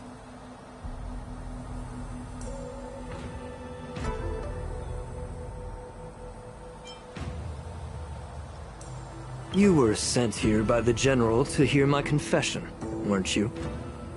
If there's even a shred of empathy in you, you should understand the reasons behind everything I've done. Ever since the sedition of Imbibitor Lunae, the population of the Vidyadhara has dwindled. With the High Elder exiled, a few of us preceptors had to do what we could to turn the tide. My methods might have been drastic, perhaps even incomprehensible. But it was all for one cause. The survival of the Vidyadhara. Yet, the Xianzhou natives zealously forbid any plague marks, and did nothing while the Vidyadhara suffered. Danheng, Lingsha, as Vidyadhara, you should understand the desperation behind my actions. All I've tried to do is to ensure our survival. I'm well aware of the challenges the Vidyadhara face. Fighting for survival isn't a sin. But Elder, your actions have gone beyond mere survival. You've become a beast driven solely by the propagation, devoid of even a hint of empathy. Oh. Despite calling ourselves a noble draconic bloodline, at our core, we're merely bipedal beasts. The survival of our kind is paramount. If I hadn't resorted to beastly actions, the Vidyadhara might not even exist. The sages show no mercy, as the old wisdom goes. When the High Elder abandoned our people's survival, I had to shoulder the world's sins alone. Lingsha, Danheng, the past is behind us, but the future of the Vidyadhara still lies within your grasp. The situation on the Xianzhou Luofu has changed rapidly. As Vidyadhara, we must unite in purpose and avoid the mistakes of the previous Imbibitor Lunae. I was initially skeptical about the Vidyadhara's betrayal of the Alliance. But after hearing your confession, I realized that there is no point in talking about trust. Breaking the covenant of our alliance will bring war upon the Vidyadhara. Even if we are able to have offspring again, what difference will it make? Once my plan succeeds, the Alliance will see the Vidyadhara as their saviors, because both parties ultimately share the same interests. So now that survival won't convince us, you want to talk about interests? For 1,000 years, the Alliance has been engaged in brutal warfare against the denizens of abundance, yet victory has remained beyond reach. Have you ever wondered why? Should the Alliance emerge victorious, they will inevitably become the next denizens of abundance. However, if they suffer defeat, the Alliance will face extinction. Thus, the Alliance has deceitfully upheld this precarious balance. However, I have a way to escape from this dilemma. The Alliance's path to salvation lies within the secret of dragon transmutation. Imagine if there were a way to transform other life forms into Vidyadhara. The Alliance would then possess an endless stream of soldiers and would not need to worry about casualties. Once the war ended, these soldiers would cease reproduction, eliminating concerns of overpopulation. This is the way to salvation for the Xianzhou Alliance. The ultimate path to end the universe's suffering under the immortality plague. Only we, the Vidyadhara, can achieve this. So, you relied on this rhetoric to manipulate the ignorant members of the Vidyadhara into serving you. I am deeply disappointed in you, Elder. Your thoughts and intentions are completely devoid of empathy. Cloud Knights! Hold it!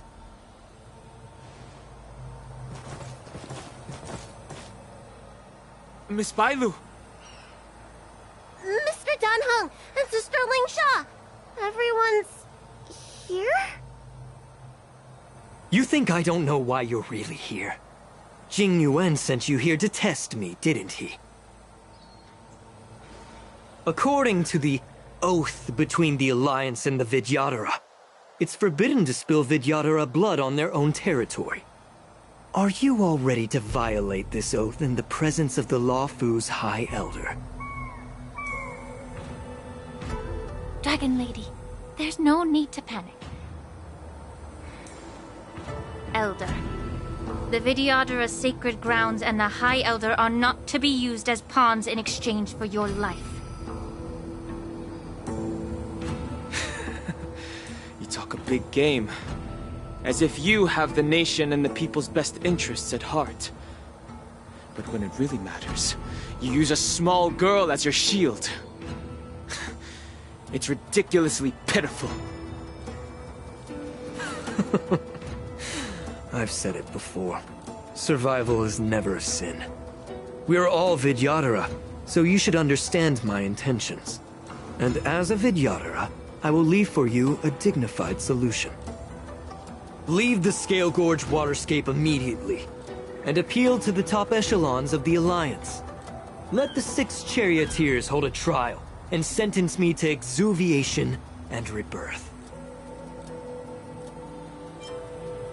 I see right through your plans, Mr. Talron. Vidyadhara Rebirth erases past crimes, but I'm well aware of the Preceptor's dirty tricks during Rebirth. You might not be you, but you will still be you. I won't forgive myself for past sins under the pretext of knowing nothing, nor will I allow you to evade accountability. Dan Heng, I've always disliked your inability to see the bigger picture. Rebirth hasn't changed you one bit. Miss Bailu, as High Elder of the Luofu Vidyadhara, please share your thoughts at this moment. I don't want to stay here. I'm tired of being pushed around. I'm not some puppet to be controlled. Please, take me away with you. I understand. As the oath dictates, members of the Alliance are forbidden from harming Vidyadhara here. But I've long since severed ties with the Alliance. Right now, I'm simply a nameless, free to come and go as I please. The oath of the Xianzhou means nothing to the spear in my hand.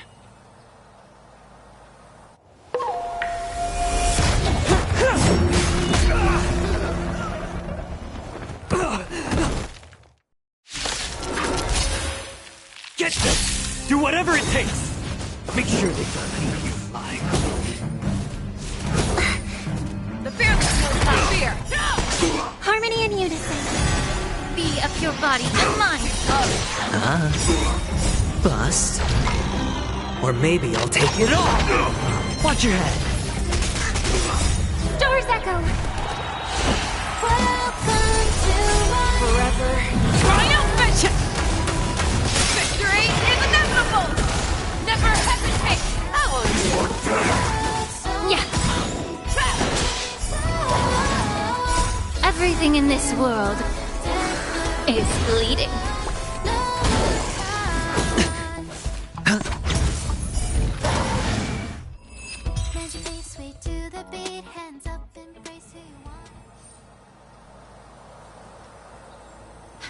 Dragon Lady, are you all right?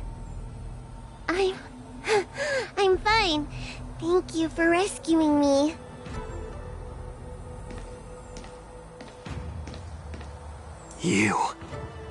You actually came here in person? Otherwise, I wouldn't be able to hear your lofty opinions. The public trial you seek with the 6 charioteers is inevitable.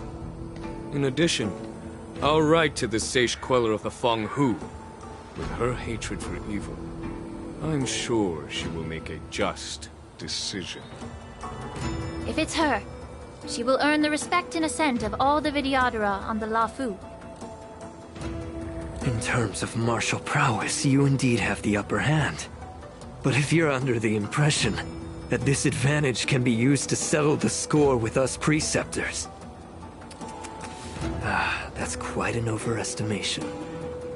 Given the Vidyadhara's foundation within the Alliance, do you really think you can do anything to us? As I mentioned, I'll take all the blame and become the scapegoat. With the secrets I possess, the interrogation alone will take an eternity. And in the end, through various exchanges of interest, I am certain to survive. You understand this better than anyone, as it's the very art of trade-offs you love to wield. Lastly, a word of caution to you. I heard that Hule has escaped from prison and is headed directly for the Sky Splitter. The bloodshed at the war dance is bound to be gruesome. Perhaps, even before my trial, your impeachment will have you in dire straits first.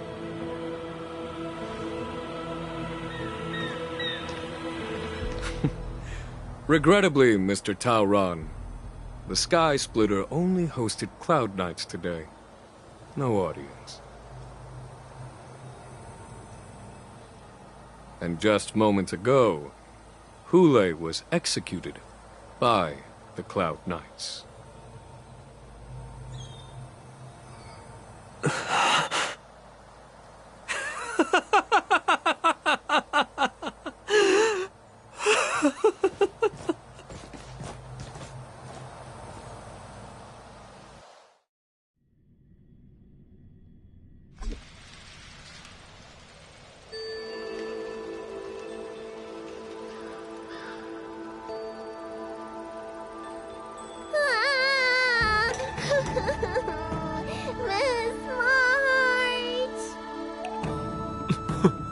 Miss March! Miss March! My dear Miss March! I was only in the bathroom for a little bit, and you've already arranged my death? Hey, can't you play some normal games with Dragon Lady? Are you amused? Alright, enough playing. It's time to visit my masters. The infirmary is right over there. You can go by yourselves. Oh, come back and visit me when you have time. Next time, let's not play overly realistic make-believe with this doofus, okay? Well, there's not much I could do. General Fei Xiao didn't really give me any chance to shine during this wolf hunt operation. If I had been in the ring, I could have knocked down 10 Huleis with just one strike. You sound exactly like Master Yenqing. But for now, both he and Yun Li have been forced to go to the Alchemy Commission for some well-needed rest. I'm the least accomplished in swordplay, but I came out unscathed. I really ought to thank my masters for taking all the blows on my behalf.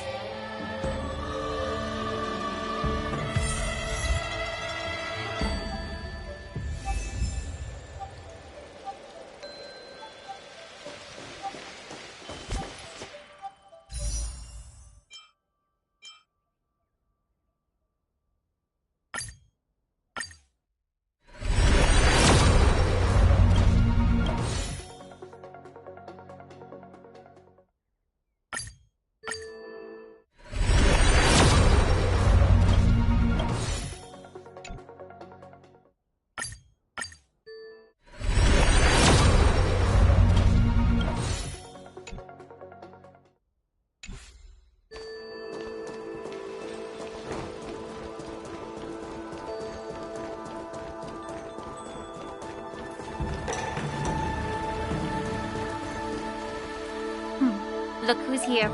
The beloved Trailblazer and the charming March 7th. You came to the Alchemy Commission today. Oh, I get it. You are here with March to visit her masters, aren't you? Exactly. How are my masters doing at the moment? Unfortunately, only one master is here. I'm doing fine.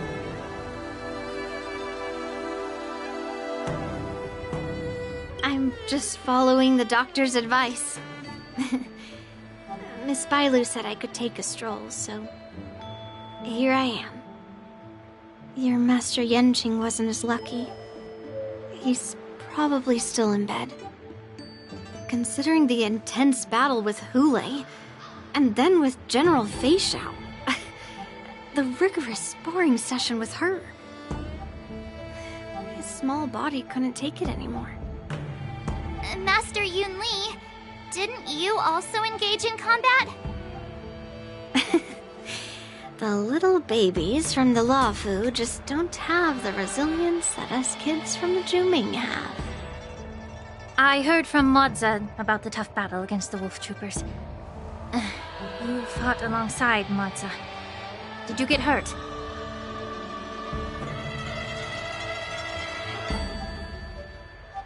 I can guess why. General Fei Xiao is just too strong. Yun Li, go and lie down.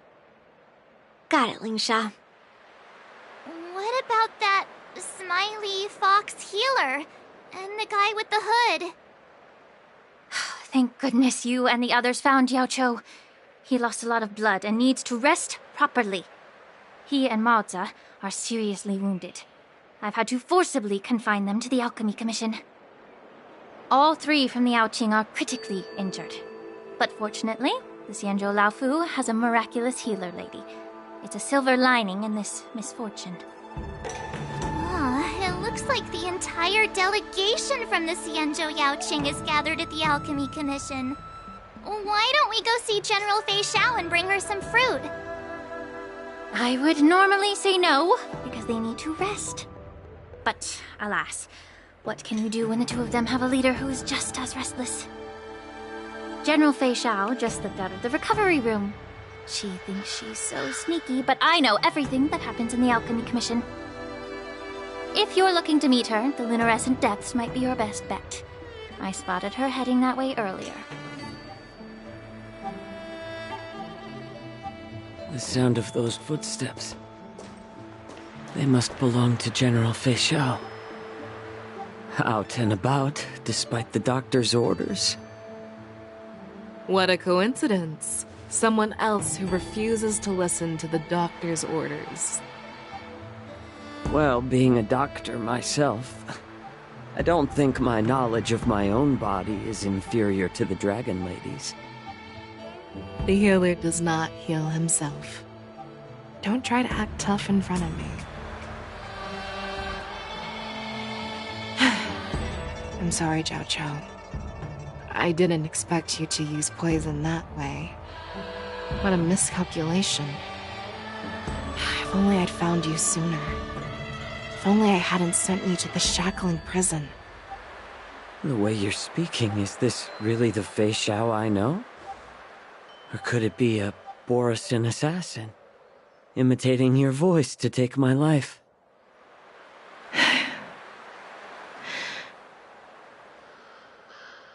Zhao Cho, your eyes. You can't see anymore, can you? I can still clearly hear the sound of the waves. That's enough for me. Don't blame yourself. You know what I'm more concerned about? Has your body had any changes since you swallowed the Crimson Moon? I'm not sure. There don't appear to be any changes. However, the many doubts that once plagued me have dissipated.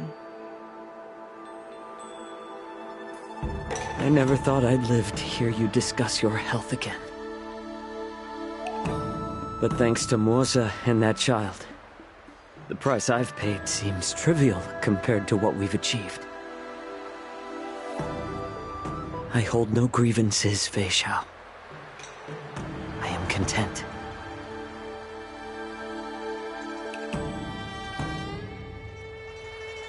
I don't know how to offer words of comfort, nor do I know much about curing others' ailments. I am just a warrior, so my pledge to you is simple. An eye for an eye. So you were here too. In this vast universe, there's bound to be someone who can heal your eyes. I'll find them. But until then... The threat behind all this chaos needs to be dealt with. You must already have some ideas. Let them out. The resurgence of the Sanctus Medicus and the gathering of the Borsen are merely distractions orchestrated by an unseen force meant to divide the Alliance's attention. Unfortunately, they picked the wrong fight this time. Once we return to the Yaoqing, I'll personally lead the Verdant Knights into battle. I vow to take down a Lord Ravager and teach the Ruined Legion the true meaning of the hunt.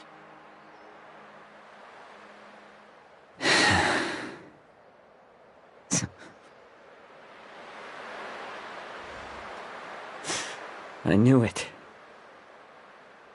You've always been so impatient.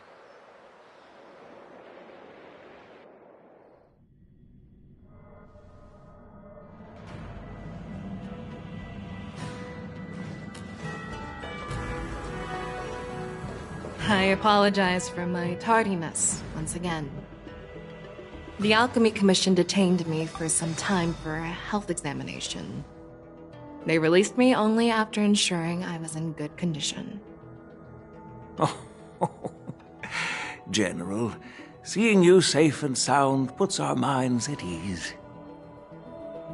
Hulei's escape caused significant upheaval and forced the war dance to be put on hold. A truly unforeseen disaster. Fortunately, the younger generation showed their valor. They bravely tackled the crisis, putting an end to the disaster and providing a glimmer of hope in a dire situation.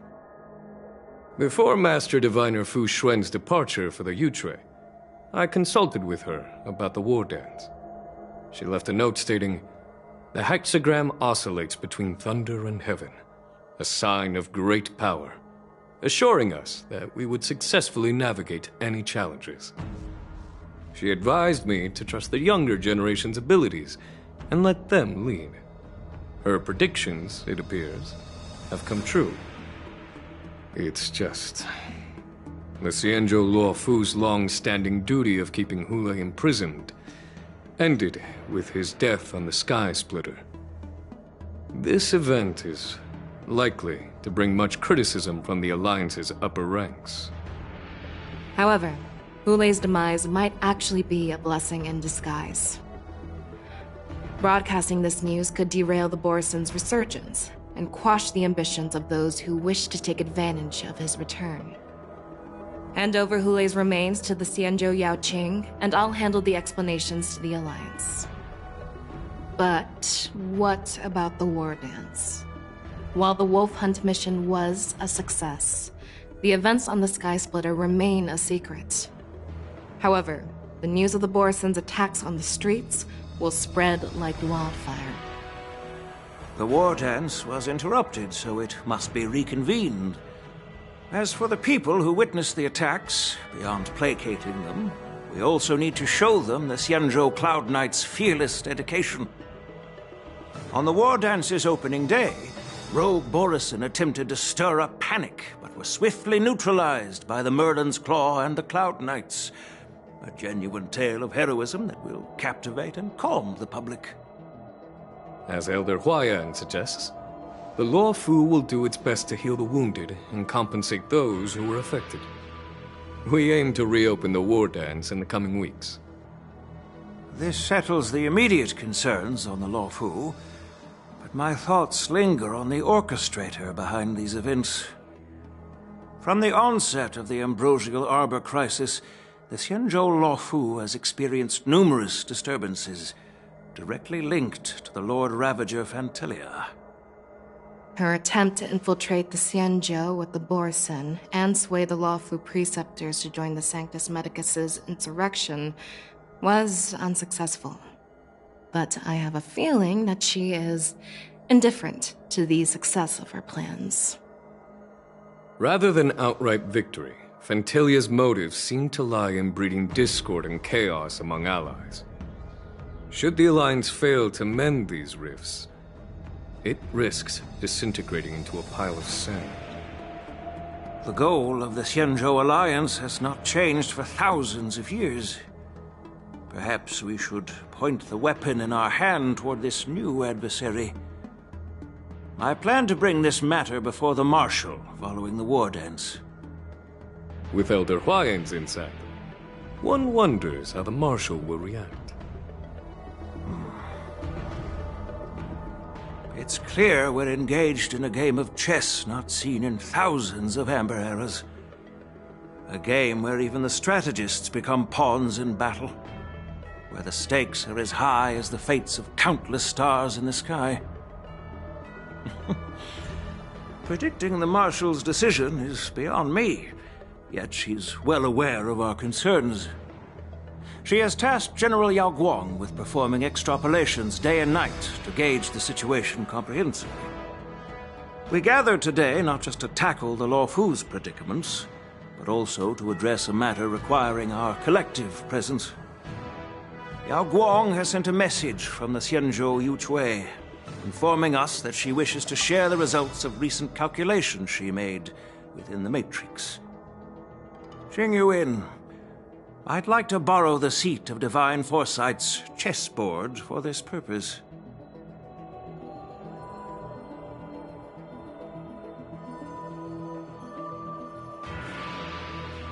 Hello, everyone. It's been a long time. Over 3 decades have passed since we last convened. I've dearly missed each of you generals during this time. Was the Seer strategist thinking of us, or thinking of the fates we're destined for? The Merlin's Claw. As blunt as always. Though, not everyone's cup of tea, huh? You once told Jing Yuan, "You're lucky that I'm the one who came this time. If it were the Seer strategist, this conversation might not be so friendly." I'm intrigued. Did the conversation really come to pass? I've never heard anyone mention that the Decalite reflection barrier could eavesdrop on even the quietest whispers. It appears that the Marshal sent not just 2 generals to the Luofu, but an uninvited 3rd guest as well. People have been saying that Mr. Jing Yuan's intellect shines as brightly as the Seer strategists. With the Luofu caught in such strife, the Yuchui couldn't just stand by and watch. Seer strategist, our time with the Yellow Bell is limited. Let's get straight to the point. Alright. Thanks to Mr. Jing Yuan, the interrogation of the 2 prisoners on the Yuchui has concluded. Mr. Jing Yuan's speculations were correct. Of the crimes they confessed to, planting a Stellaron on the Luofu was a complete fabrication meant to mislead. Their real aim was to secure a meeting with the Marshal to present their Godslayer protocol, a strategy they firmly believe in. And what was this grand strategy proposed by Jing Liu and that traveler? The narrative they painted was vast and difficult to put into words. It all revolves around the coffin of the blonde traveler. To be precise, it's the remnants of the propagation. The remains of the Swarm author?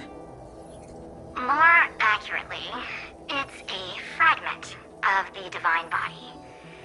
In the future they depicted, this fragment serves as the final nail, sealing the fate of the plague's author and securing its doom. Before reaching that point, battling the gods necessitates a larger alliance. Hence, they sought out an ally for the Xianzhou. I assume you've all heard of the famed Genius Society member number 81, Ron May, haven't you? The Eye of the Yuchwei has just seen this uninvited guest arrive on the Xianzhou Lafu. 3, 2, 1. Right on time. Now, as for the best way to receive our distinguished guest, I'll leave that in your capable hands. Do you remember your name? My name is Ting-Yun. I serve as an ambassador of the Whistling Flames Merchant Guild on the Xianzhou Lafu.